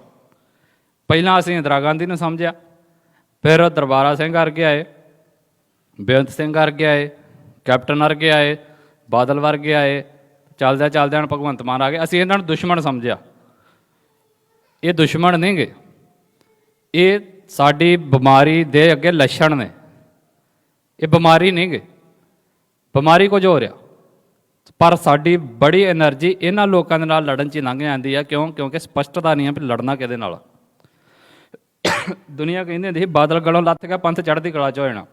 ਮਰ ਗਿਆ ਬਾਦਲ, ਕਿੰਨਾ ਚਿਰ ਹੋ ਗਿਆ? 2 ਸਾਲ ਹੋ ਚੱਲੇ। ਦੱਸੋ ਪੰਥ ਚੜ੍ਹਦੀ ਕਲਾ 'ਚ ਹੋ ਗਿਆ ਉਸ ਹਿਸਾਬ ਨਾਲ? ਹੋਰ ਬਿਮਾਰੀਆਂ ਆ ਕੇ ਚੁੰਬੜ ਗਈਆਂ ਸਾਨੂੰ। ਹੁਣ ਅਸੀਂ ਕਹਿੰਦੇ ਨਹੀਂ ਜੀ ਭਗਵੰਤ ਮਾਨ ਗਲੋਂ ਲਾਓ, ਇਹ ਤਾਂ ਬੇਅੰਤੇ ਨਾਲੋਂ ਵੀ ਮਾੜਾ ਨਿਕਲਿਆ, ਤੁਸੀਂ ਇਹਨੂੰ ਗਲੋਂ ਲਾ ਲਓ, ਅਗਲਾ ਇਹਦੋਂ ਵੀ ਭੈੜਾ ਨਿਕਲਣਾ। ਸੋ ਸਾਡੀ ਲੜਾਈ ਇੰਡੀਆ ਨੂੰ ਗਲੋਂ ਲਾਉਣ ਦੀ, ਇੰਡੀਆ ਦਾ ਸਿਸਟਮ ਗਲੋਂ ਲਾਉਣ ਦੀ, ਉਹਦੇ ਵੱਲੋਂ ਚੁਣੇ ਗਏ ਬੰਦਿਆਂ ਨੂੰ ਗਲੋਂ ਲਾਉਣ ਦੀ ਨਹੀਂ ਗੀ। ਸੋ ਕਲੀਅਰ ਹੋਵੋ ਵੀ ਲੜਨਾ ਕਿਹਦੇ ਨਾਲ ਹੈ ਅਤੇ ਕਾਹਦੀ ਲੜਾਈ ਹੈ। ਜਦੋਂ ਸਪਸ਼ਟਤਾ ਆ ਜਾਏਗੀ, ਇਮਾਨਦਾਰੀ ਆ ਜਾਏਗੀ, ਫਿਰ ਅਗਲੇ ਕਦਮ ਆਉਂਦੇ ਨੇ। ਅਗਲੇ ਕਦਮ ਆਉਂਦੇ ਆ ਵੀ ਸਮਾਂ ਦੇ ਪਾਓਗੇ ਮੂਵਮੈਂਟ ਨੂੰ, ਸਾਰੇ ਨਹੀਂ ਦੇ ਸਕਦੇ। ਜੇ ਸਮਾਂ, ਕਈ ਇਹੋ ਜਿਹੇ ਨੇ ਇਮਾਨਦਾਰ ਵੀ ਨੇ, ਸਪਸ਼ਟ ਵੀ ਆ, ਸਮਾਂ ਵੀ ਦੇ ਪਾਉਂਦੇ ਨੇ, ਉਹਨਾਂ ਕੋਲ ਸਾਥ ਨਹੀਂ ਹੁੰਦਾ ਲੋਕਾਂ ਦਾ। ਬਥੇਰੇ ਮੇਰੇ ਵਰਗੇ ਇਕੱਲੇ ਇਕੱਲੇ ਤੁਰੇ ਫਿਰਦੇ ਆ, ਜ਼ੋਰ ਮਾਰਦੇ, ਕੰਧਾਂ 'ਚ ਟੱਕਰਾਂ ਮਾਰਦੇ ਫਿਰਦੇ, ਲੋਕਾਂ ਦਾ ਸਾਥ ਨਹੀਂ ਲੈ ਪਾਉਂਦੇ। ਇੱਕ ਕਦਮ ਇਹਦੋਂ ਵੀ ਅੱਗੇ ਜਾਂਦਾ, ਬੰਦੇ ਇਮਾਨਦਾਰ ਵੀ ਹੁੰਦੇ ਆ, ਸਮਾਂ ਵੀ ਦਿੰਦੇ ਆ, ਸਪਸ਼ਟਤਾ ਵੀ ਹੁੰਦੀ ਆ, ਲੋਕਾਂ ਦਾ ਸਾਥ ਵੀ ਮਿਲਣਾ ਸ਼ੁਰੂ ਹੋ ਜਾਂਦਾ। ਉਹਨਾਂ ਦੇ ਕੋਲ ਸਰਮਾਇਆ ਨਹੀਂ ਹੁੰਦਾ। ਮੂਵਮੈਂਟ 'ਤੇ ਲੜਨ ਦੇ ਬੜੇ ਪੱਖ ਹੁੰਦੇ ਨੇ। ਇਹਨੂੰ ਤੁਸੀਂ ਕਈ ਵਾਰੀ ਸਾਡੇ ਪ੍ਰਚਾਰਕ ਇਹਨੂੰ ਡਰਦਿਆਂ ਡਰਦਿਆਂ ਬੋਲਦੇ ਨੇ ਵੀ ਸ਼ਾਇਦ ਸਾਡੇ 'ਤੇ ਤਹੁਮਤ ਨਾ ਲੱਗ ਜਾਏ ਵੀ ਇਹ ਮੰਗਣ ਆ ਗਏ ਨੇ। ਪਰ ਮੂਵਮੈਂਟ ਲੜਨ ਦਾ ਇੱਕ ਮੋਟਾ ਪੱਖ ਸਰਮਾਇਆ ਹੁੰਦਾ। ਦੁਨੀਆ ਦੀ ਕੋਈ ਮੂਵਮੈਂਟ ਸਰਮਾਏ ਤੋਂ ਬਿਨਾਂ ਨਹੀਂ ਲੜੀ ਜਾਂਦੀ। ਗੁਰੂ ਮਹਾਰਾਜ ਦੀ ਮਿਹਰ ਤਾਂ ਚਾਹੀਦੀ ਆ, ਪਰ ਮਿਹਰ ਦੇ ਨਾਲ ਨਾਲ ਸਰਮਾਇਆ ਵੀ ਚਾਹੀਦਾ। ਬੰਦੇ ਇਹੋ ਜਿਹੇ ਵੀ ਆਉਂਦੇ ਨੇ ਜਿਨ੍ਹਾਂ ਨੂੰ ਸਰਮਾਇਆ ਵੀ ਮਿਲ ਜਾਂਦਾ, ਸਾਰਾ ਕੁਝ ਮਿਲ ਜਾਂਦਾ ਹੈ, ਉਹ ਇੱਕ ਚੀਜ਼ ਹੋਰ ਤੋਂ ਮਾਰ ਖਾ ਜਾਂਦੇ। ਸਲਾਹਕਾਰ ਬੜੇ ਮਾੜੇ ਰੱਖ ਲੈਂਦੇ ਆਪਣੇ ਨਾਲ। ਸਲਾਹ ਨਹੀਂ ਮਾੜੀ ਚੰਗੀ ਹੁੰਦੀ। ਇਹਨਾਂ ਸਾਰੇ ਜਿੰਨੇ ਮੈਂ 5-6 ਫੈਕਟਰ ਗਿਣਾਏ ਨੇ, ਜੇ ਇਹਨਾਂ 'ਚੋਂ ਮੂਵਮੈਂਟ ਦੇ ਵਿੱਚ ਤੁਹਾਡੇ ਕੋਲ ਇੱਕ ਵੀ ਚੀਜ਼ ਮਾਈਨਸ ਆ ਨਾ, ਤਾਂ ਮੂਵਮੈਂਟ ਕਾਮਯਾਬ ਨਹੀਂ ਹੁੰਦੀ। ਸਾਨੂੰ ਇਹ ਸਾਰੀਆਂ ਚੀਜ਼ਾਂ ਪੂਰੀਆਂ ਕਰਨੀਆਂ ਪੈਣਗੀਆਂ। ਇਮਾਨਦਾਰੀ ਤੋਂ ਲੈ ਕੇ ਸਪਸ਼ਟਤਾ, ਕਲੀਅਰੈਂਸ, ਟਾਰਗੇਟ ਪਤਾ ਹੋਵੇ ਕੀ ਆ, ਉਹਦੇ ਲਈ ਸਮਾਂ ਦਿਓ, ਲੋਕਾਂ ਦਾ ਸਾਥ ਲਵੋ, ਤੁਹਾਡੇ ਕੋਲ ਲੜਨ ਲਈ ਸਰਮਾਇਆ ਹੋਵੇ, ਅਤੇ ਸਭ ਤੋਂ ਜ਼ਰੂਰੀ ਚੀਜ਼ ਚੰਗੇ ਸਲਾਹਕਾਰ ਹੋਣ। ਬੰਦਾ ਜਦੋਂ ਹਉਮੈ ਪਾਲ ਲੈਂਦਾ ਨਾ ਵੀ ਮੇਰੇ ਤੋਂ ਚੰਗਾ ਸਿਆਣਾ ਹੀ ਕੋਈ ਨਹੀਂ, ਤੇ ਫਿਰ ਐਕਸ਼ਨ ਕਈ ਵਾਰੀ ਇਹੋ ਜਿਹੇ ਕਰ ਲੈਂਦਾ, ਬਾਅਦ ਵਿੱਚ ਪੰਥ ਨੂੰ ਵੀ ਕਈ ਸਾਲ ਭੁਗਤਣਾ ਪੈਂਦਾ ਤੇ ਬੰਦੇ ਨੂੰ ਆਪ ਵੀ ਭੁਗਤਣਾ ਪੈਂਦਾ। ਸੋ ਇਹ ਸਾਰੀਆਂ ਚੀਜ਼ਾਂ ਸਾਨੂੰ ਚਾਹੀਦੀਆਂ ਨੇ। ਸੋ ਅਸੀਂ ਇਹ ਸਾਰੀਆਂ ਚੀਜ਼ਾਂ ਪੂਰੀਆਂ ਕਰਨੀਆਂ ਮੂਵਮੈਂਟ ਦੇ ਵਿੱਚ। ਉਹਨੂੰ ਕਰਨ ਦੇ ਵਿੱਚ ਤੁਸੀਂ ਕਿੱਥੇ ਕਿੱਥੇ ਕੀ ਰੋਲ ਅਦਾ ਕਰ ਸਕਦੇ ਹੋ ਤੁਹਾਨੂੰ ਪਤਾ ਹੋਏਗਾ। ਮੈਂ ਤੁਹਾਡੇ ਨਾਲ ਉਂਗਲ ਰੱਖ ਕੇ ਨਹੀਂ ਕਹਿ ਸਕਦਾ ਤੂੰ ਆਹ ਕਰ, ਤੂੰ ਆਹ ਕਰ, ਤੂੰ ਆਹ ਕਰ। ਤੁਹਾਨੂੰ ਸਾਰਿਆਂ ਨੂੰ ਆਪੋ ਆਪਣੀ ਸਮਰੱਥਾ ਪਤਾ ਆ। ਸੋ ਮੂਵਮੈਂਟ ਲੜਨ ਲਈ ਇਹ ਸਾਰਾ ਕੁਝ ਚਾਹੀਦਾ। ਜੇ ਤੁਸੀਂ ਇਹ ਸਾਰਾ ਕੁਝ ਨਹੀਂ ਵੀ ਕਰਨਾ, ਇਹ ਤਾਂ ਮੈਂ ਬੜੀ ਬਰੀਕੀ ਦੀ ਗੱਲ ਤੁਹਾਨੂੰ ਦੱਸੀ ਆ। ਹੁਣ ਆਪਾਂ ਮੋਟੀ ਗੱਲ ਤੇ ਆਈ ਹੈ ਵੀ ਜੇ ਚਲੋ ਇੰਨਾ ਆਪਾਂ ਡੀਪ ਨਹੀਂ ਵੀ ਜਾਣਾ ਤੇ ਗੱਲ ਕਾਹਦੀ ਆ ਵੀ ਮੋਟੀ ਜੀ ਗੱਲ ਮੁਕਾਈ ਵੀ ਗੱਲ ਕਰਨੀ ਕੀ। ਦੁਨੀਆ ਦੇ ਵਿੱਚ ਇਹ ਮੰਨਿਆ ਜਾਂਦਾ ਆ ਵੀ ਜਾਂ ਤਾਂ ਬੰਦਾ ਜੰਗ ਦੇ ਵਿੱਚ ਜੰਗ ਲੜ ਰਿਹਾ ਜਾਂ ਜੰਗ ਦੀ ਤਿਆਰੀ ਕਰ ਰਿਹਾ। ਤੇ ਇਕੱਲਾ ਬੰਦਾ ਨਹੀਂ, ਇਹ ਕੁਦਰਤ ਦਾ ਨਿਯਮ ਆ। ਕੁਦਰਤ ਦੇ ਵਿੱਚ ਸੰਘਰਸ਼ ਆ। ਤੁਸੀਂ ਕੋਈ ਸਪੀਸ਼ੀਜ਼ ਲੈ ਲਓ, ਕੋਈ ਜਾਨਵਰ ਲੈ ਲਓ, ਕੋਈ ਦਰਖਤ ਲੈ ਲਓ, ਕੋਈ ਬੂਟੇ ਲੈ ਲਓ, ਉਹ ਸੰਘਰਸ਼ ਕਰਦੇ ਆ ਸਰਵਾਈਵਲ ਲਈ। ਤੁਹਾਡੇ ਇੱਥੇ ਬਰਫ਼ ਪੈਂਦੀ ਆ, ਵੇਖੋ ਬਰਫ਼ ਦੇ ਵਿੱਚ ਬੂਟੇ ਦੱਬੇ ਜਾਂਦੇ ਨੇ, ਕਈ ਮਰ ਵੀ ਜਾਂਦੇ ਨੇ, ਜਿਹੜੇ ਦਮ ਤੋੜ ਜਾਂਦੇ ਨੇ। ਮੈਂ ਬੂਟਿਆਂ ਦੀ ਆਮ ਗੱਲ ਡਿਆਂ ਕਰਨ, ਜਿਨ੍ਹਾਂ ਨੂੰ ਕਈ ਤਾਂ ਬੰਦੇ ਜਿਉਂਦਾ ਵੀ ਨਹੀਂ ਸਮਝਦੇ। ਉਹ ਕਈ ਦਮ ਤੋੜ ਜਾਂਦੇ ਨੇ, ਪਰ ਜਿਹੜੇ ਖੜ ਜਾਂਦੇ ਨੇ, ਜਿਹੜੇ ਜੜ੍ਹਾਂ ਤੋਂ ਪਏ ਰਹਿੰਦੇ ਨੇ, ਫਿਰ ਉਹ ਸਮਾਂ ਪਾ ਕੇ ਸੰਘਰਸ਼ ਦੇ ਨਾਲ ਆਪਣੇ ਨਵੇਂ ਪੱਤੇ ਕੱਢਦੇ ਨੇ, ਨਵੀਆਂ ਕਰੂੰਬਲੀਆਂ, ਨਵੀਆਂ ਟਾਹਣੀਆਂ, ਉਹ ਸਾਰਾ ਸੰਘਰਸ਼ ਚੱਲਦਾ। ਇਵੇਂ ਜਾਨਵਰ ਆ, ਤੁਸੀਂ ਵੇਖੋ ਉਹ ਸਵੇਰੇ ਵਿਚਾਰਾ ਉੱਠਦਾ ਆ, ਪੰਛੀ ਕੋਈ ਸਵੇਰੇ ਸਾਰਾ ਫਿਰਦਾ ਆ, ਰੋਟੀ ਪਾਣੀ ਇਕੱਠਾ ਕਰਦਾ, ਉਹਦਾ ਸੰਘਰਸ਼ ਆ। ਮੀਂਹ ਦੇ ਵਿੱਚ ਰੁਲਦੇ ਫਿਰਦੇ ਨੇ। ਇੱਦਾਂ ਹੀ ਜਾਨਵਰਾਂ ਦਾ, ਅਤੇ ਬੰਦੇ ਦਾ ਵੀ ਇਹੋ ਹਾਲ ਆ। ਅਤੇ ਬੰਦਿਆਂ ਤੋਂ ਗਾਂਹ ਕੇ ਕੌਮਾਂ ਦਾ ਵੀ ਇਹੋ ਹਾਲ ਆ। ਕੌਮਾਂ ਵੀ ਉਹੀ ਸਰਵਾਈਵ ਕਰ ਪਾਉਂਦੀਆਂ ਨੇ ਜਿਹੜੀਆਂ ਸੰਘਰਸ਼ ਕਰਨਾ ਜਾਣਦੀਆਂ। ਜੇ ਤੁਸੀਂ ਦਮ ਤੋੜਤਾ ਨਾ ਤਾਂ ਫਿਰ ਸਰਵਾਈਵਲ ਨਹੀਂ ਹੈਗਾ। ਜਿਹੜੀ ਤੁਹਾਡੇ ਇੱਥੇ ਇੰਗਲਿਸ਼ ਦੇ ਵਿੱਚ ਉਹ ਹੈਗੀ ਨਾ ਇੱਕ ਸਾਇੰਸ ਦਾ ਬੜਾ ਇੱਧਰ ਬੋਲਬਾਲਾ ਕਿ ਸਰਵਾਈਵਲ ਆਫ ਦੀ ਫਿਟੈਸਟ, ਵੀ ਜਿਹੜਾ ਸਭ ਤੋਂ ਫਿੱਟ ਆ, ਜਿਹੜਾ ਇਸ ਵਾਤਾਵਰਨ ਨੂੰ ਝੱਲਣ ਦੇ ਲਾਇਕ ਆ, ਉਹ ਸਰਵਾਈਵ ਕਰੇਗਾ। ਇਵੇਂ ਕੌਮਾਂ 'ਚ, ਇਵੇਂ ਦੁਨੀਆ 'ਚ ਜੇ ਤੁਸੀਂ ਫਿੱਟ ਹੋ ਇਸ ਸਮਾਜ ਦੇ ਵਿੱਚ ਰਹਿਣ ਦੇ ਲਈ, ਇਸ ਸਮਾਜ ਦੀਆਂ ਕਠਿਨਾਈਆਂ ਨੂੰ ਝੱਲਣ ਦੇ ਲਈ, ਤਾਂ ਫਿਰ ਸਰਵਾਈਵ ਕਰ ਪਾਓਗੇ। ਸੋ ਅਸੀਂ ਸਰਵਾਈਵ ਕਰਨਾ ਆ, ਅਸੀਂ ਐਗਜ਼ਿਸਟੈਂਸ ਕਰਨੀ। ਇਸੇ ਕਰਕੇ ਜਿਹੜੀਆਂ ਪੰਕਤੀਆਂ ਕਈ ਵਾਰੀ ਅਸੀਂ ਧਾਰਮਿਕ ਰੂਪ ਦੇ ਵਿੱਚ ਪੜ੍ਹਦੇ ਵੀ ਹਾਂ, ਸਾਨੂੰ ਸਟੇਜਾਂ ਤੋਂ ਸੁਣਾਈਆਂ ਵੀ ਜਾਂਦੀਆਂ। ਉਹਦੇ 'ਚ ਆਉਂਦਾ ਵੀ ਖਾਲਸਾ ਸੋਏ ਜੋ ਕਰੇ ਨਿਤ ਜੰਗ, ਆਉਂਦਾ ਨਾ ਬਹੁਤ ਸਾਰੀਆਂ ਥਾਵਾਂ 'ਤੇ ਤੁਸੀਂ ਇਹ ਪੜ੍ਹਿਆ ਸੁਣਿਆ ਹੋਊਗਾ। ਵੀ ਉੱਦਾਂ ਹੀ ਥੋੜ੍ਹੀ ਕਹਿ ਤਾ ਵੀ ਖਾਲਸਾ ਉਹ ਆ ਜਿਹੜਾ ਹਮੇਸ਼ਾ ਜੰਗ ਕਰੇ। ਜੰਗ ਦਾ ਮਤਲਬ ਇਹ ਨਹੀਂ ਆ ਵੀ ਚੁੱਕ ਕੇ ਹਥਿਆਰ ਮੇਰਾ ਤੇ ਉਹਦਾ ਗਾਟਾ ਲਾਉਣਾ ਸ਼ੁਰੂ ਕਰਤਾ। ਜੰਗ ਦਾ ਮਤਲਬ ਵੀ ਤੁਸੀਂ ਸੰਘਰਸ਼ ਦੇ ਵਿੱਚ ਹੋ। ਸੋ ਉਸ ਸੰਘਰਸ਼ ਦੇ ਵਿੱਚ ਅਸੀਂ ਸਾਰੇ ਪਏ ਹੋਏ ਹਾਂ। ਸਾਨੂੰ ਉਸ ਸੰਘਰਸ਼ ਤੋਂ ਮੂੰਹ ਮੋੜਿਆਂ ਗੱਲ ਨਹੀਂ ਜੇ ਬਣਨੀ। ਹੁਣ ਜਿਹੜੀ ਸਾਡੀ ਜੰਗ ਆ, ਪੰਜਾਬ ਦੀ ਆਜ਼ਾਦੀ ਦੀ ਲੜਾਈ ਆ, ਖਾਲਿਸਤਾਨ ਦੀ ਪ੍ਰਾਪਤੀ ਦੀ ਆਜ਼ਾਦੀ ਦੀ ਲੜਾਈ ਆ ਜਿਹੜੀ, ਉਹਦੇ ਤੋਂ ਮੂੰਹ ਮੋੜਿਆਂ ਮਸਲੇ ਹੱਲ ਨਹੀਂ ਹੋਣੇ। ਸਾਨੂੰ ਉਹਨੂੰ ਫੇਸ ਕਰਨਾ ਹੀ ਪੈਣਾ। ਜਿੰਨਾ ਮਰਜ਼ੀ ਇਹ ਤੋਂ ਭੱਜ ਲਓ, ਜਿਹੜੇ ਮਰਜ਼ੀ ਮੁਲਕਾਂ 'ਚ ਚੱਲ ਜਾਓ, ਇਹਨੇ ਪਿੱਛਾ ਨਹੀਂ ਛੱਡਣਾ ਸਾਡਾ। ਕਿਉਂਕਿ ਇਹ ਕੁਦਰਤ ਦੇ ਨਿਯਮ 'ਚ ਆ ਵੀ ਜਿਹੜੀ ਚੀਜ਼ ਤੁਹਾਡੇ 'ਤੇ ਹੈਵੀ ਹੋਣੀ ਸ਼ੁਰੂ ਹੋ ਜਾਂਦੀ ਨਾ, ਫਿਰ ਉਹ ਤੁਹਾਨੂੰ ਖਾ ਜਾਂਦੀ। ਅਤੇ ਇੰਡੀਆ ਜਿਸ ਤਰੀਕੇ ਦੇ ਨਾਲ ਇਸ ਟਾਈਮ ਸਾਡੇ 'ਤੇ ਹੈਵੀ ਹੋ ਰਿਹਾ ਆ, ਉਹ ਸਾਨੂੰ ਖਾਏਗਾ ਹੌਲੀ ਹੌਲੀ, ਜੇ ਅਸੀਂ ਉਹਨੂੰ ਸਾਹਮਣੇ ਹੋ ਕੇ ਨਾ ਟੱਕਰੇ। ਤੇ ਜੰਗ ਤੋਂ ਭੱਜਿਆ ਮਸਲਾ ਹੱਲ ਨਹੀਂ ਹੋਣਾ। ਮੇਰਾ ਕਹਿਣ ਦਾ ਮਤਲਬ ਇਹ ਆ, ਜਿਵੇਂ ਮੈਂ ਪਹਿਲਾਂ ਕਿਹਾ ਵੀ ਬਹੁਤੀ ਦੁਨੀਆ ਜਾਂ ਤਾਂ ਜੰਗ ਦੇ ਵਿੱਚ ਹੁੰਦੀ ਹੈ ਅਤੇ ਜਾਂ ਜੰਗ ਦੀ ਤਿਆਰੀ ਕਰ ਰਹੀ ਹੁੰਦੀ ਹੈ। ਅਸੀਂ ਇਹਦੇ ਵਿੱਚ ਵਿਚਾਲੇ ਹਾਂ। ਅਸੀਂ ਜੰਗ ਲੜ ਰਹੇ ਹਾਂ, ਪਰ ਸਾਡੀ ਤਿਆਰੀ ਨਹੀਂ ਹੋ ਰਹੀ, ਬਹੁਤ ਥੋੜ੍ਹੀ ਆ। ਕਿਸੇ ਨੂੰ ਇਹ ਗੱਲ ਵੱਖਰੀ ਲੱਗ ਸਕਦੀ ਵੀ ਨਹੀਂ ਖਾਲਿਸਤਾਨ ਤਾਂ ਬਣਨ ਹੀ ਵਾਲਾ ਆ, ਉਹ ਗੁਰੂ ਮਹਾਰਾਜ ਚਾਹੁਣ ਤਾਂ ਭਾਵੇਂ ਕੱਲ੍ਹ ਨੂੰ ਬਣਾ ਦੇਣ, ਅਤੇ ਜੀ ਕਰੇ ਤਾਂ ਭਾਵੇਂ 5 ਸਦੀਆਂ ਲੱਗ ਜਾਣ, ਇਹ ਤਾਂ ਮਹਾਰਾਜ ਦੇ ਹੱਥ ਆ। ਪਰ ਸਾਡੀ ਤਿਆਰੀ ਪੂਰੀ ਹੋਣੀ ਚਾਹੀਦੀ। ਅਤੇ ਤਿਆਰੀ ਦੇ ਵਿੱਚ ਜਿਹੜੇ ਫੈਕਟਰ ਮੈਂ ਤੁਹਾਨੂੰ ਗਿਣਾਏ ਨੇ, ਉਹ ਸਾਰੇ ਦੇ ਸਾਰੇ ਕੰਮ ਕਰਦੇ ਨੇ। ਔਰ ਨਾਲ ਇੱਕ ਹੋਰ ਚੀਜ਼ ਕੰਮ ਕਰਦੀ ਆ, ਤੁਹਾਡੇ ਵਿੱਚ ਸਬਰ ਅਤੇ ਸੰਤੋਖ। ਲੜਾਈ ਲੜਨ ਦੇ ਲਈ ਇੰਨੇ ਕੁ ਜੋਸ਼ੀਲੇ ਰਹੋ ਵੀ ਜਿਵੇਂ ਆਜ਼ਾਦੀ ਕੱਲ੍ਹ ਹੀ ਲੈ ਲੈਣੀ, ਪਰ ਇੰਨਾ ਸਬਰ ਵੀ ਰੱਖੋ ਵੀ ਹੋ ਸਕਦਾ ਇਹ ਜੋਸ਼ ਤੁਹਾਨੂੰ ਸਦੀਆਂ ਤੱਕ ਖਿੱਚਣਾ ਪਵੇ। ਸਾਡੇ ਬੰਦੇ ਕਈ ਵਾਰੀ 4 ਕੁ ਸਾਲ ਚੱਲਦੇ ਆ, ਫਿਰ ਲਾਮੇ ਦਿੰਦੇ ਜੀ ਇਹ 'ਚੋਂ ਕੁਝ ਨਹੀਂ ਨਿਕਲਣਾ, ਜੀ ਸਾਨੂੰ ਸਾਡੀਆਂ ਅਸੀਂ ਉਮਰਾਂ ਲਾਤੀਆਂ, ਜੀ ਇਹ 'ਚੋਂ ਕੁਝ ਨਹੀਂ ਨਿਕਲਣਾ, ਜੀ ਪੰਥ ਇੱਦਾਂ ਦਾ ਹੀ ਆ, ਇਹ ਐਵੇਂ ਰਹਿਣਾ ਆ, ਛੱਡੋ ਪਰੇ ਕਿਹੜੇ ਰਾਏ ਪੈ ਗਏ ਹੋ। ਕਿਉਂਕਿ ਇੱਕ ਟਾਈਮ 'ਤੇ ਜੋਸ਼ ਬੜਾ ਉਬਾਲਾ ਮਾਰਦਾ ਵੀ ਕੱਲ੍ਹ ਨੂੰ ਹੀ ਲੈ ਲੈਣੀ ਆਜ਼ਾਦੀ। ਉਹ ਜਦੋਂ 4 ਕੁ ਦਿਨ ਨਹੀਂ ਮਿਲਦੀ, ਅੰਦਰ ਸਬਰ ਨਹੀਂ ਹੈਗਾ, ਸੰਤੋਖ ਨਹੀਂ ਹੈਗਾ, ਥੱਕ ਟੁੱਟ ਕੇ ਘਰਾਂ 'ਚ ਬਹਿ ਜਾਂਦੇ। ਅਤੇ ਇਹ ਗੱਲ ਮੈਂ ਨੌਜਵਾਨਾਂ ਨੂੰ ਫੋਕਸ ਕਰਕੇ ਕਹਿਣ ਡਿਆ ਵੀ ਜੇ ਤੁਹਾਡੇ 'ਚ ਵੀ ਸਬਰ ਸੰਤੋਖ ਨਾ ਆਇਆ, ਅਤੇ ਅੱਜ ਬੇਸ਼ੱਕ ਤੁਸੀਂ ਜਿੰਨੇ ਮਰਜ਼ੀ ਨਾਅਰੇ ਮਾਰ ਲਓ, 4 ਸਾਲਾਂ ਨੂੰ ਤੁਸੀਂ ਵੀ ਇਹੋ ਕਹਿਣ ਲੱਗ ਪੈਣਾ ਵੀ ਨਹੀਂ ਇਹ ਨਹੀਂ ਬਣਨਾ, ਐਵੇਂ ਟਾਈਮ ਵੇਸਟ ਆ। ਸੋ ਸਬਰ ਸੰਤੋਖ ਰੱਖਿਓ। ਲੜਾਈ ਤੁਹਾਡੇ 'ਤੇ ਜਿਹੜੀ ਆਉਂਦੀ ਹੈ, ਮੈਂ ਤੁਹਾਡੇ 'ਤੇ ਫੋਕਸ ਰੱਖ ਕੇ ਕਰਾਂ ਹੁਣ ਪੰਜਾਬ 'ਤੇ ਆਪਾਂ ਕੀ ਮੈਂ ਸਾਰਾ ਤੇ ਸਾਰੀ ਮੂਵਮੈਂਟ ਜਿਹੜੀ ਉਹ ਖਿੱਚ ਕੇ ਲੈਣੀ ਵੀ ਤੁਸੀਂ ਇੱਥੇ ਕੀ ਕਰ ਸਕਦੇ ਹੋ। ਜਿਹੜੇ ਪੰਜਾਬ ਵਾਲੇ ਜੋ ਕਰ ਸਕਦੇ ਹੋ ਜਦੋਂ ਪੰਜਾਬ 'ਚ ਆਵਾਂਗੇ ਉਹਨਾਂ ਨਾਲ ਗੱਲ ਕਰਾਂਗੇ। ਤੁਸੀਂ ਕੀ ਕਰ ਸਕਦੇ ਹੋ, ਬੇਸਿਕ ਜਿਹੀਆਂ ਗੱਲਾਂ ਕੀ ਕਰ ਸਕਦੇ ਹੋ। ਸਾਡੇ ਨਾ ਮਨਾਂ ਦੇ ਵਿੱਚ ਇੱਕ ਸ਼ਬਦ ਵੜਿਆ ਆ ਵੀ ਇੰਡੀਆ ਸਾਡਾ ਮੁਲਕ ਆ। ਤੁਸੀਂ ਬਹੁਤੇ ਕਹੋਗੇ ਵੀ ਨਹੀਂ ਸਾਡੇ ਮਨਾਂ 'ਚ ਨਹੀਂ ਹੈਗਾ, ਪਰ ਮੈਂ ਦੱਸਦਾ ਕਿਵੇਂ ਵੜਿਆ। ਤੁਸੀਂ ਆਪਣੇ ਨਾ ਘਰਾਂ ਦੇ ਵਿੱਚ ਹੁੰਦੀਆਂ ਗੱਲਾਂ ਨੂੰ ਸੁਣਿਓ। ਜਦੋਂ ਗੱਲਾਂ ਕਰਦੇ ਨਾ ਆਪਸ, ਤੁਸੀਂ ਉਹ ਗੱਲਾਂ ਦੇ ਸ਼ਬਦਾਂ ਨੂੰ ਸੁਣਿਓ। ਤੁਹਾਡੇ ਵੱਡੇ ਵੱਡੇ ਖਾਲਿਸਤਾਨੀਆਂ ਦੇ, ਮੈਂ ਫਿਰ ਸ਼ਬਦ ਵਰਤ ਰਿਹਾ ਵੀ ਜਿਹੜੇ ਮੇਰੇ ਵਰਗੇ ਆਪਣੇ ਆਪ ਨੂੰ ਵੱਡੇ ਖਾਲਿਸਤਾਨੀ ਅਖਵਾਉਂਦੇ ਨੇ, ਮੈਂ ਉਹਨਾਂ ਨੂੰ ਵੀ ਇਸ ਪ੍ਰੋਪੇਗੰਡੇ ਦਾ ਸ਼ਿਕਾਰ ਵੇਖਿਆ ਹੈ। ਉਹ ਇੱਕ ਸ਼ਬਦ ਵਰਤਦੇ ਨੇ ਵੀ ਸਾਨੂੰ ਇੰਡੀਆ ਨਹੀਂ ਜਾਣ ਦਿੰਦੇ। ਜਿਹੜੇ ਇੱਧਰ ਬਲੈਕ ਲਿਸਟਡ ਨੇ, ਕਈ, ਸਾਰੇ ਨਹੀਂ, ਮੈਂ ਕਈ ਕਹਿ ਰਿਹਾ, ਉਹ ਕਹਿ ਦਿੰਦੇ ਜੀ ਸਾਨੂੰ ਇੰਡੀਆ ਜਾਣਾ ਮਨਾ ਆ, ਸਾਨੂੰ ਇੰਡੀਆ ਜਾਣ ਨਹੀਂ ਦਿੰਦੇ। ਅੱਛਾ, ਕਈ ਜਿਨ੍ਹਾਂ ਨੇ ਜਾਣਾ ਹੁੰਦਾ, ਜਿਨ੍ਹਾਂ ਨੂੰ ਜਾਣ ਦੀ ਇਜਾਜ਼ਤ ਆ, ਉਹ ਕਹਿਣਗੇ ਇੰਡੀਆ ਜਾਣਾ। ਠੀਕ ਹੈ। ਜਿਹੜਾ ਕੋਈ ਅਜੇ ਕੱਲ੍ਹ ਪਰਸੋਂ ਹੋਇਆ ਕਹਿੰਦਾ ਜੀ ਇੰਡੀਆ ਤੋਂ ਮੈਂ ਇੱਦਣ ਆਇਆ, ਕੋਈ ਸਮਾਨ ਮੰਗਾਇਆ ਜੀ ਮੈਂ ਇੰਡੀਆ ਤੋਂ ਆ ਸਮਾਨ ਮੰਗਾਇਆ। ਹੁਣ ਬਰੀਕੀ ਨੂੰ ਜੇ ਸਮਝੋ ਤਾਂ ਤੁਸੀਂ ਇੰਡੀਆ ਤੋਂ ਨਹੀਂ ਮੰਗਾ ਰਹੇ ਹੁੰਦੇ, ਤੁਸੀਂ ਇੰਡੀਆ ਨਹੀਂ ਜਾਣਾ ਹੁੰਦਾ, ਆਪਾਂ ਪੰਜਾਬ ਜਾਣਾ ਹੁੰਦਾ। ਪਰ ਸਾਡੇ ਸ਼ਬਦ ਕੀ ਨੇ? ਇੰਡੀਆ ਜਾਣਾ। ਕਿਉਂ? ਕਿਉਂਕਿ ਅਸੀਂ ਪੰਜਾਬ ਨੂੰ ਹੁਣ ਮੁਲਕ ਮੰਨਦੇ ਹੋਏ ਵੀ ਆਪਣੇ ਮਨਾਂ 'ਚੋਂ ਵਿਸਾਰ ਚੁੱਕੇ ਆ ਵੀ ਪੰਜਾਬ ਕੋਈ ਮੁਲਕ ਨਹੀਂ ਗਾ।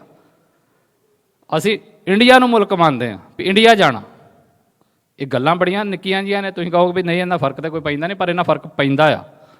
ਤੁਹਾਡੇ ਘਰਾਂ ਦੇ ਵਿੱਚ ਹੁੰਦੀਆਂ ਜਾਂ ਗੱਲਾਂ ਦਾ ਅਸਰ ਆ ਸਮਾਜ ਦੇ ਉੱਤੇ, ਤੁਹਾਡੇ ਪਰਿਵਾਰਾਂ ਦੇ ਉੱਤੇ, ਤੁਹਾਡੇ ਬੱਚਿਆਂ ਦੇ ਉੱਤੇ। ਸੋ ਪਹਿਲੀਆਂ ਗੱਲਾਂ, ਹੋਰ ਕੁਝ ਨਹੀਂ ਨਾ ਕਰਨਾ, ਨਹੀਂ ਮੈਦਾਨ ਦੇ ਵਿੱਚ ਆ ਕੇ ਲੜਨਾ, ਨਹੀਂ ਸਮਾਂ ਦੇਣਾ, ਨਹੀਂ ਸਰਮਾਇਆ ਦੇਣਾ, ਨਹੀਂ ਸਲਾਹਾਂ ਦੇਣੀਆਂ, ਨਹੀਂ ਸਾਥ ਦੇਣਾ, ਕੁਝ ਨਾ ਕਰੋ। ਘੱਟੋ ਘੱਟ ਗੱਲਾਂ ਦੇ ਵਿੱਚ ਤੇ ਕਲੀਅਰ ਰਹੋ। ਬੋਲਿਆ ਕਰੋ ਕਿ ਪੰਜਾਬ ਜਾਣਾ ਆ, ਬੋਲਿਆ ਕਰੋ ਕਿ ਪੰਜਾਬ ਤੋਂ ਆਏ ਆ। ਸਮਾਨ ਮੰਗਾਉਣਾ, ਕਿਆ ਕਰੋ ਕਿ ਪੰਜਾਬ ਤੋਂ ਮੰਗਾਇਆ। ਕਿਉਂ ਅਸੀਂ ਹਰ ਥਾਂ 'ਤੇ ਆਪਣੇ ਆਪ ਨੂੰ ਮਤਲਬ ਇੰਡੀਅਨ ਇੰਡੀਅਨ ਇੰਡੀਅਨ ਵਾੜਦੇ ਰਹੇ ਨੇ। ਕੋਈ ਤੁਹਾਨੂੰ ਪੁੱਛੇ ਮਿਸਟਰ ਸਿੰਘ ਕਿੱਥੋਂ ਆਏ ਹੋ, ਤੇ ਕਿਆ ਕਰੋ ਪੰਜਾਬ ਤੋਂ ਆਏ ਆ। ਅਸੀਂ ਕੀ ਕਹਿਣ ਲੱਗ ਪੈਂਦੇ ਹਾਂ? ਇੰਡੀਆ ਤੋਂ ਆਏ। ਜਦੋਂ ਤੁਹਾਨੂੰ ਪੁੱਛਦੇ ਫਰੋਮ ਵੇਅਰ ਯੂ ਆਰ, ਤੁਸੀਂ ਕਹਦੇ ਹੋਗੇ ਫਰੋਮ ਇੰਡੀਆ। ਇਹ ਸ਼ਬਦ ਨਿੱਕੇ ਨਹੀਂ ਗੇ। ਅਸੀਂ ਇੰਡੀਆ ਤੋਂ ਨਹੀਂ ਗਏ, ਅਸੀਂ ਪੰਜਾਬ ਤੋਂ ਆ। ਫਿਰ ਹੋ ਸਕਦਾ ਪੁੱਛੇ ਵੀ ਇਹ ਕਿੱਥੇ ਪੈਂਦਾ, ਇਹ ਕਿਹੜਾ ਮੁਲਕ ਹੈ ਵੀ ਜਿਹੜਾ ਤੂੰ ਨਵਾਂ ਸੁਣਾਤਾ ਮੈਨੂੰ। ਫਿਰ ਕਿਆ ਕਰੋ ਵੀ ਆਕੂਪਾਈਡ ਬਾਏ ਇੰਡੀਆ, ਉੱਥੇ ਆਉਂਦਾ ਹੈ। ਤਾਂ ਦੁਨੀਆ ਸਮਝ ਲੱਗੇਗੀ, ਪਰ ਦੁਨੀਆ ਨੂੰ ਤਾਂ ਸਮਝਾਵਾਂਗੇ ਤਾਂ ਜੇ ਪਹਿਲਾਂ ਆਪ ਸਮਝਾਂਗੇ। ਸੋ ਇਹ ਬੜੀ ਬਰੀਕੀ ਵਾਲੀ ਗੱਲ ਹੈ ਜਿਹੜੀ ਪਹਿਲੀ ਮੈਂ ਕਹਿਣੀ ਚਾਹੁੰਦਾ ਵੀ ਆਪਣੇ ਆਪ ਨੂੰ ਪੰਜਾਬ ਦੇ, ਦੇਸ਼ ਪੰਜਾਬ ਦੇ ਵਾਸੀ ਰਿਪਰਜੈਂਟ ਕਰੋ ਦੁਨੀਆ ਦੇ ਵਿੱਚ ਵੀ ਅਸੀਂ ਪੰਜਾਬ ਤੋਂ ਹਾਂ। ਬੜੇ ਟੁਚਰੰਡ ਆਉਣਗੇ ਵੀ ਪਾਸਪੋਰਟ 'ਤੇ ਇੰਡੀਅਨ ਲਿਖਿਆ, ਰੁਪਈਆ ਤੇ ਉੱਧਰੋਂ ਭਾਰਤ ਦਾ ਲੈ ਕੇ ਆਇਆ ਸੀਗਾ, ਤਾਂ ਤੈਨੂੰ ਜ਼ਿਆਦਾ ਮਤਲਬ ਖਾਲਿਸਤਾਨੀ ਬਣ ਗਿਆ ਵਾ। ਫਿਰ ਜੇ ਇੱਦਾਂ ਹੀ ਆ ਤਾਂ ਫਿਰ ਉਹਨਾਂ ਦੇ ਪਾਸਪੋਰਟ ਕਿਉਂ ਵਰਤਦੇ ਹੋ, ਉਹਨਾਂ ਦੀ ਕਰੰਸੀ ਕੱਲ੍ਹ ਹੀ ਵਰਤਦੇ ਹੋ। ਆਉਂਦੇ ਨੇ ਸਾਨੂੰ ਟੁਚਰੰਡ ਰਹਿੰਦੀਆਂ ਨੇ, ਅਤੇ ਸਾਡੇ ਨੋਰਮਲ ਨੌਜਵਾਨਾਂ ਕੋਲ ਵਿਚਾਰਿਆਂ ਕੋਲ ਜਵਾਬ ਨਹੀਂ ਹੁੰਦਾ। ਜਵਾਬ ਬੜਾ ਸਿੰਪਲ ਜਿਹਾ ਇਹਦਾ, ਪਾਸਪੋਰਟ ਵਰਤਣਾ, ਉਹਨਾਂ ਦਾ ਰੁਪਈਆ ਵਰਤਣਾ ਸਾਡੀ ਮਜਬੂਰੀ ਹੈ, ਸਾਡੀ ਚੋਇਸ ਨਹੀਂ ਗੀ। ਮਜਬੂਰੀ ਅਤੇ ਚੋਇਸ ਦੇ ਵਿੱਚ ਫਰਕ ਹੁੰਦਾ ਨਾ, ਵੀ ਤੁਸੀਂ ਮਜਬੂਰ ਹੋ ਵਰਤਣ ਦੇ ਲਈ। ਜੇ ਤੁਹਾਨੂੰ ਚੋਇਸ ਦਿੱਤੀ ਜਾਵੇ ਵੀ ਵਰਤ ਲਓ ਤੇ ਵਰਤ ਲਓ, ਨਹੀਂ ਵਰਤਣਾ ਤੇ ਨਾ ਵਰਤੋ। ਫਿਰ ਵੀ ਜੇ ਵਰਤੋ ਤਾਂ ਫਿਰ ਗਲਤੀ ਹੁੰਦੀ। ਇਹਨਾਂ ਦਾ ਪਾਸਪੋਰਟ ਵਰਤਣਾ ਸਾਡੀ ਮਜਬੂਰੀ ਆ। ਜਿੱਦਣ ਆਪਣਾ ਮੁਲਕ ਬਣਾ ਲਾਂਗੇ, ਜੇ ਉਦੋਂ ਵੀ ਇੰਡੀਆ ਦਾ ਪਾਸਪੋਰਟ ਚੁੱਕੀ ਫਿਰਾਂਗੇ, ਤਾਂ ਫਿਰ ਸਾਨੂੰ ਕਿਉਂ ਵੀ ਤੁਸੀਂ ਇੰਡੀਆ ਦਾ ਪਾਸਪੋਰਟ ਕਿਉਂ ਚੁੱਕੀ ਫਿਰਦੇ।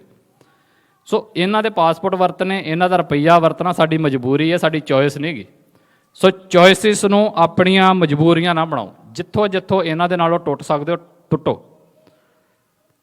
ਆਜ਼ਾਦੀ ਲੈਣੀ ਆ, ਪਰ ਅਸੀਂ ਉਹਨਾਂ ਦੇ ਨਾਲ ਆਪਣੇ ਆਪ ਨੂੰ ਜੱਫੀਆਂ ਵੀ ਵੱਧ ਪਾਈ ਜਾਂਦੇ। ਜੇ ਆਜ਼ਾਦੀ ਲੈਣੀ ਹੁੰਦੀ ਨਾ, ਉਹਦੇ ਨਾਲ ਟੁੱਟਣਾ ਪੈਂਦਾ ਹੁੰਦਾ। ਮੈਨੂੰ ਕਿਸੇ ਕਿਸੇ ਬੜੀ ਸੈਪਰੇਟਿਸਟ ਮੂਵਮੈਂਟ ਦੇ ਖਾਸ ਲੀਡਰ ਨੇ ਇਹ ਗੱਲ ਕਹੀ ਸੀ। ਮੈਂ ਦਿੱਲੀ ਉਹਨਾਂ ਨੂੰ ਮਿਲਿਆ ਸੀ, ਉਦੋਂ ਤਕਰੀਬਨ 8 ਸਾਲ ਪਹਿਲਾਂ ਦੀ ਗੱਲ ਹੈ। ਮੈਂ ਨਵਾਂ ਤੁਰਿਆ ਸੀ ਅਤੇ ਮੈਂ ਉਹਨਾਂ ਨੂੰ ਸਵਾਲ ਪੁੱਛਿਆ ਸੀ ਵੀ ਕੀ ਕਰੀਏ, ਵੀ ਆਪਣੇ ਬੰਦਿਆਂ ਦੇ ਵਿੱਚ ਕੀ ਪ੍ਰਚਾਰ ਕਰੀਏ। ਉਹ ਆਂਦੇ ਵੀ ਕੁਝ ਨਾ ਕਰੋ, ਆਪਣੇ ਬੰਦਿਆਂ ਨੂੰ ਸਿਰਫ ਇੱਕ ਗੱਲ ਸਮਝਾ ਦਿਓ ਵੀ ਜਿਹੜੀ ਚੀਜ਼ ਤੁਹਾਡੇ ਦੁਸ਼ਮਣ ਨੂੰ ਤਾਕਤ ਦਿੰਦੀ ਹੋਵੇ ਉਹਦੇ ਹਿੱਸੇਦਾਰ ਨਾ ਬਣੋ, ਉਹਨਾਂ ਦੇ ਨਾਲ ਤੋੜ ਵਿਛੋੜਾ ਕਰੋ। ਅਸੀਂ ਤਾਂ ਉਲਟੇ ਹੋ ਜਾਂਦੇ ਹਾਂ। ਜਿਹੜੀ ਚੀਜ਼ ਨੇ ਦੁਸ਼ਮਣ ਨੂੰ ਤਾਕਤ ਦੇਣੀ ਹੁੰਦੀ ਅਸੀਂ ਤਾਂ ਹੁੱਬ ਕੇ ਉਹ ਕੰਮ ਕਰਦੇ ਹਾਂ। ਆਪਣੇ ਆਪ ਨੂੰ ਦੁਨੀਆ 'ਚ ਇੰਡੀਅਨ ਪੇਸ਼ ਕਰਨਾ ਜਾਂ ਹੋਰ ਨਿੱਕੀਆਂ ਨਿੱਕੀਆਂ ਇਹੋ ਜਿਹੀਆਂ ਗੱਲਾਂ ਕਰਨੀਆਂ, ਸਾਰੇ ਉਹਦੇ ਹਿੱਸੇ 'ਚ ਆਉਂਦੇ ਨੇ। ਸੋ ਉਹ ਇੱਕ ਵੱਖਰੀ ਲਾਈਨ ਆ ਸਾਰੀ, ਮੈਂ ਉਹਨੂੰ ਟੱਚ ਨਹੀਂ ਕਰਨਾ ਚਾਹੁੰਦਾ। ਬਟ ਜਿਹੜੀ ਗੱਲ ਮੈਂ ਮੋਟੀ ਜੀ ਤੁਹਾਨੂੰ ਕਹਿਣੀ ਚਾਹੁੰਦਾ ਉਹ ਇਹ ਆ ਕਿ ਆਪਣੇ ਆਪ ਨੂੰ ਦੁਨੀਆ ਦੇ ਵਿੱਚ ਆਪਣੀ ਪਹਿਚਾਣ ਸਿੱਖ ਬਣਾਓ, ਪੰਜਾਬੀ ਬਣਾਓ, ਖਾਲਿਸਤਾਨੀ ਬਣਾਓ, ਨਾ ਕਿ ਇੰਡੀਅਨ। ਇਹ ਤੁਹਾਡਾ ਪਹਿਲਾ ਰੋਲ ਆ। ਅਗਲੀ ਗੱਲ ਆ ਜਾਂਦੀ ਜਿਹੜੀ ਭਾਈ ਸਾਹਿਬ ਨੇ ਝੰਡਿਆਂ ਦੀ ਕੀਤੀ, ਖੈਰ ਉਹ ਮੈਨੂੰ ਲੱਗਦਾ ਨਹੀਂ ਵੀ ਉਹਦੇ ਵਿੱਚ ਆਪਾਂ ਨੂੰ ਬਹੁਤਾ ਜਾਣ ਦੀ ਲੋੜ ਆ। ਵੀ ਦੁਨੀਆ ਕਹਿ ਦਿੰਦੀ ਨਹੀਂ ਜੀ ਇਕੱਲਾ ਕਿਤਾਬਾਂ ਦੇ ਨਾਲ ਹੀ, ਕਲਮ ਦੇ ਨਾਲ ਹੀ, ਅੱਜ ਵਿਚਾਰਾਂ ਦੀ ਲੜਾਈ ਆ, ਅੱਜ ਦੀ ਲੜਾਈ ਆ। ਲੜਾਈ ਸਭ ਕਾਹੇ ਦੀ ਹੁੰਦੀ। ਤੁਹਾਡੇ ਗਾਤਰੇ ਕਿਰਪਾਨ ਵੀ ਹੋਣੀ ਚਾਹੀਦੀ ਅਤੇ ਜੇਬ 'ਚ ਪੈਨ ਵੀ ਹੋਣਾ ਚਾਹੀਦਾ। ਅਸੀਂ ਮਰੇ ਕਿੱਥੋਂ ਆ? ਜਿਨ੍ਹਾਂ ਗਾਤਰੇ ਕਿਰਪਾਨ ਪਾ ਲਈ ਉਹਨਾਂ ਪੈਨ ਛੱਡਤਾ, ਜਿਨ੍ਹਾਂ ਪੈਨ ਫੜ ਲਿਆ ਉਹਨਾਂ ਕਿਰਪਾਨ ਛੱਡਤੀ। ਤੋੜਤਾ ਅਸੀਂ। ਸਾਡਾ ਸਿਧਾਂਤ ਇੱਦਾਂ ਟੁੱਟਣ ਦਾ ਨਹੀਂਗਾ। ਅਸੀਂ ਦੋਵੇਂ ਚੀਜ਼ਾਂ ਨਾਲ ਲੈ ਕੇ ਚੱਲਣੀਆਂ। ਜਿਹੜੀ ਦੁਨੀਆ ਕਹਿੰਦੀ ਅੱਜ ਵਿਚਾਰਾਂ ਦੀ ਲੜਾਈ ਆ, ਤੁਹਾਨੂੰ ਮਾਰਚ ਕਰਨ ਦੀ, ਤੁਹਾਨੂੰ ਝੰਡੇ ਚੁੱਕਣ ਦੀ ਲੋੜ ਨਹੀਂ ਗੀ, ਇਹਦੇ ਨਾਲ ਇਹ ਹੁੰਦਾ, ਉਹਦੇ ਨਾਲ ਹੁੰਦਾ, ਮੈਂ ਉਹਦੇ ਨਾਲ ਸਹਿਮਤ ਨਹੀਂ। ਅਤੇ ਮੈਂ ਉਹਦੇ ਨਾਲ ਵੀ ਸਹਿਮਤ ਨਹੀਂ ਜਿਹੜਾ ਕਹੇ ਕਿ ਇਕੱਲੇ ਝੰਡੇ ਚੁੱਕੇ ਗੱਲ ਮਸਲੇ ਹੱਲ ਹੋਣੇ ਨੇ। ਤੁਹਾਨੂੰ ਜਿੱਥੇ ਮੈਂ ਗੱਲ ਪਹਿਲਾਂ ਬੋਲੀ ਸੀ ਨਾ, ਇਮਾਨਦਾਰੀ ਨਾਲ ਸਪਸ਼ਟਤਾ ਹੋਣੀ ਚਾਹੀਦੀ। ਤੁਹਾਡੀ ਕਲਮ 'ਚ ਵੀ ਤਾਕਤ ਹੋਣੀ ਚਾਹੀਦੀ, ਤੁਹਾਡੇ ਸ਼ਬਦਾਂ 'ਚ ਤਾਕਤ ਹੋਣੀ ਚਾਹੀਦੀ ਹੈ। ਅਤੇ ਸ਼ਬਦਾਂ 'ਚੋਂ ਤਾਕਤ ਇੱਕ ਇਹ ਆ ਜਿਹੜੀ ਮੈਂ ਹੁਣੇ ਤੁਹਾਨੂੰ ਦੱਸੀ ਆ। ਸ਼ਬਦਾਂ ਦੀ ਤਾਕਤ ਇੰਨੀ ਵੱਡੀ ਹੁੰਦੀ ਹੈ ਕਿ ਇੰਡੀਆ 2014-15 ਦੇ ਵਿੱਚ ਸਾਰੇ ਦੇ ਸਾਰੇ ਨੋਟ ਵਾਪਸ ਲੈ ਲੈਂਦਾ ਹੈ ਆਪਣੇ ਮੁਲਕ ਦੇ ਕਰਿੰਦਿਆਂ ਦੇ ਕੋਲੋਂ। ਜਿਹੜੀ ਡੀਮੋਨੇਟਾਈਜੇਸ਼ਨ ਹੋਈ ਸੀ, ਜਦੋਂ ਕਰੰਸੀ 500 ਦੇ 1000 ਦੇ ਨੋਟ ਬਦਲੇ ਸੀ ਨਾ, ਹੁਣ ਤੁਹਾਨੂੰ ਵੇਖਣ ਨੂੰ ਲੱਗੇਗਾ ਸਾਨੂੰ ਵੀ ਨੋਟ ਹੀ ਬਦਲੇ ਨੇ। ਨੋਟ ਨਹੀਂ ਬਦਲੇ। ਨੋਟ ਤੇ 500 ਤੇ 1000 ਦਾ ਬੰਦ ਹੋਇਆ, ਪਰ ਉਹਨਾਂ ਨੇ ਰੁਪਈਏ ਤੋਂ ਲੈ ਕੇ ਤੇ 2000 ਦੇ ਨੋਟ ਤੱਕ ਦੇਵਨਾਗਰੀ ਸਾਡੇ ਘਰਾਂ 'ਚ ਵਾੜਤੀ। ਜੇ ਤੁਸੀਂ ਉਸ ਚੀਜ਼ ਨੂੰ ਵੇਖਿਆ ਹੋਊਗਾ ਨਾ, ਤੇ ਉਹਨੂੰ ਧਿਆਨ ਦਿਓ।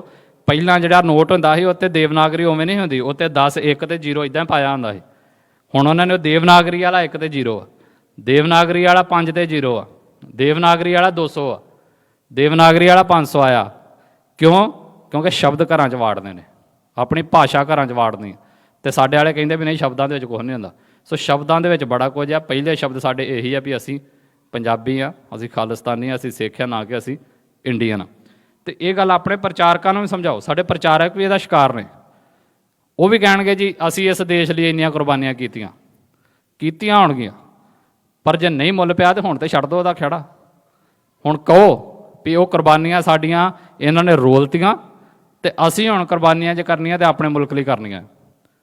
ਹੁਣ ਪੰਜਾਬ ਦੇ ਵਿੱਚ ਸਾਡੇ ਜਿਹੜੀ ਆਉਂਦੀ ਆ ਵੀ ਤੁਸੀਂ ਸਾਨੂੰ ਪੁੱਛਦੇ ਹੋ ਵੀ ਤੁਸੀਂ ਕਰਦੇ ਕੀ ਹੋ ਉੱਥੇ। ਮੈਨੂੰ ਵੀ ਬੜੇ ਨੌਜਵਾਨਾਂ ਪੁੱਛਿਆ ਪਿਛਲੇ ਟੋਰਾਂਟੋ ਵੀ, ਦੱਸੋ ਜੀ ਤੁਹਾਡਾ ਪਲਾਨ ਕੀ ਹੈ? ਸਾਡਾ ਪਲਾਨ ਬੜਾ ਸਾਫ਼ ਹੈ। ਆਪਣੇ ਲੋਕਾਂ ਨੂੰ ਮਨਾਂ ਦੇ ਵਿੱਚ ਇਹ ਗੱਲ ਪਾਉਣੀ ਵੀ ਅਸੀਂ ਖਾਲਿਸਤਾਨੀ ਹਾਂ। ਇਹ ਤੁਸੀਂ ਵੇਖਣ ਨੂੰ, ਫਿਰ ਮੈਂ ਵਾਰ-ਵਾਰ ਕਹਿ ਰਿਹਾ ਵੀ ਗੱਲਾਂ ਨਿੱਕੀਆਂ ਨਿੱਕੀਆਂ ਹੁੰਦੀਆਂ ਨੇ। ਹੁਣ ਇਹ ਪੈਂਦੀਆਂ ਕਿੱਥੋਂ ਆ? ਸਾਡਾ ਬੰਦਾ ਕਨਫਿਊਜ਼ਡ ਆ ਨੌਜਵਾਨ। ਤੁਸੀਂ 23 ਮਾਰਚ ਨੂੰ ਵੇਖਿਓ ਬੰਦੇ ਦੀ WhatsApp ਦੀ ਫੋਟੋ ਸਾਡੇ ਸਿੱਖਾਂ ਦੀ। 23 ਮਾਰਚ ਨੂੰ ਤਿਰੰਗੇ ਦੇ ਨਾਲ ਭਗਤ ਸਿੰਘ ਲੱਗਾ ਹੁੰਦਾ, 6 ਜੂਨ ਨੂੰ ਖਾਲਿਸਤਾਨ ਦੇ ਝੰਡੇ ਦੇ ਨਾਲ ਸੰਤ ਜਰਨੈਲ ਸਿੰਘ ਲੱਗਾ ਹੁੰਦਾ। ਆ ਗਈ ਨਾ ਕਨਫਿਊਜ਼ਨ। ਅਸੀਂ ਦੁਵੱਲੇ ਹਾਂ, ਅਸੀਂ ਦੋਵਾਂ ਬੇੜੀਆਂ 'ਚ ਪੈਰ ਰੱਖੇ ਨੇ।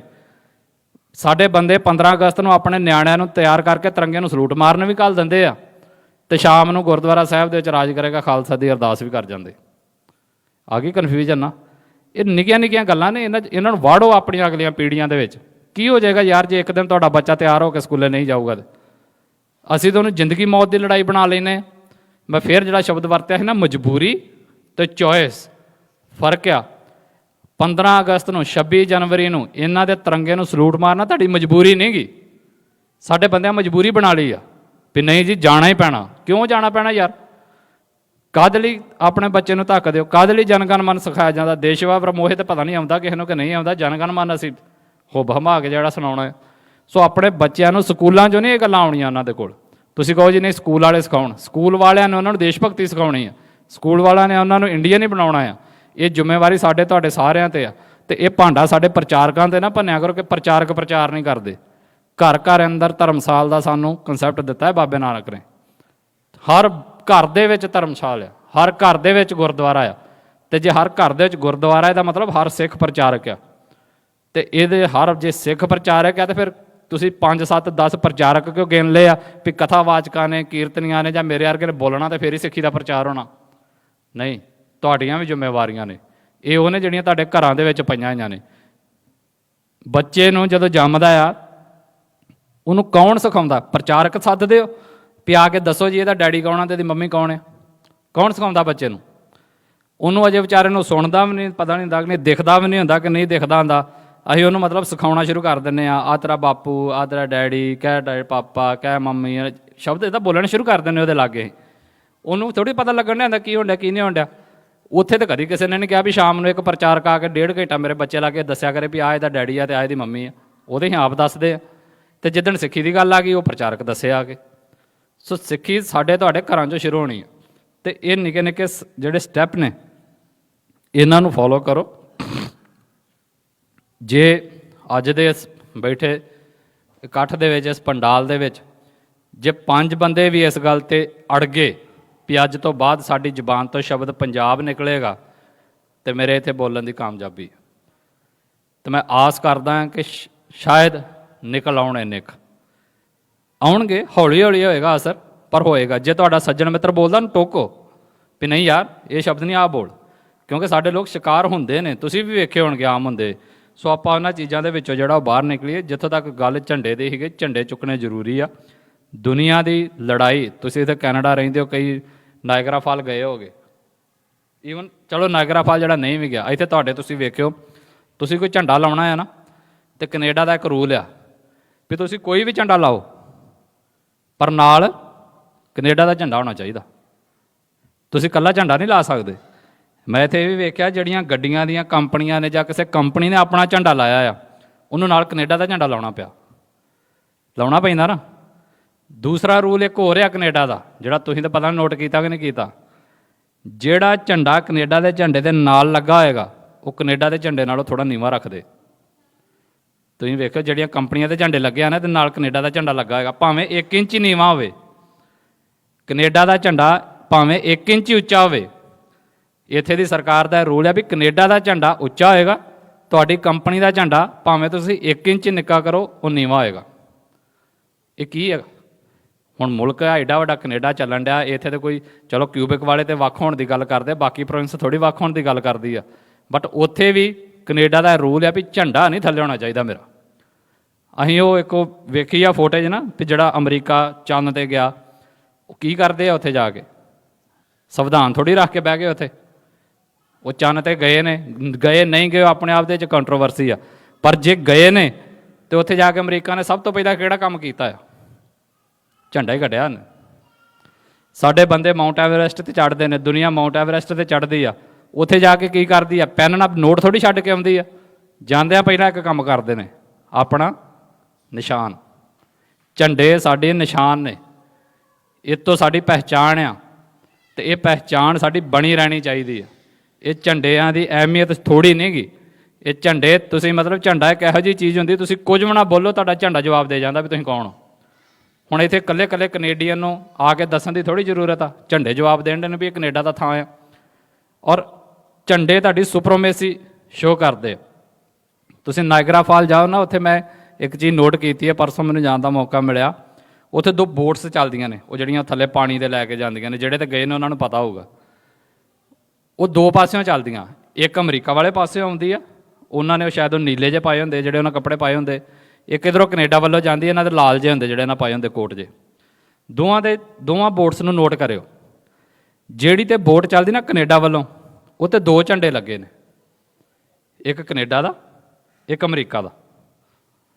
ਜਿਹੜੀ ਬੋਟ ਚੱਲਦੀ ਅਮਰੀਕਾ ਵਾਲੇ ਬੰਨਿਓ, ਉਹ 'ਤੇ ਕੈਨੇਡਾ ਦਾ ਝੰਡਾ ਨਹੀਂ ਹੈਗਾ।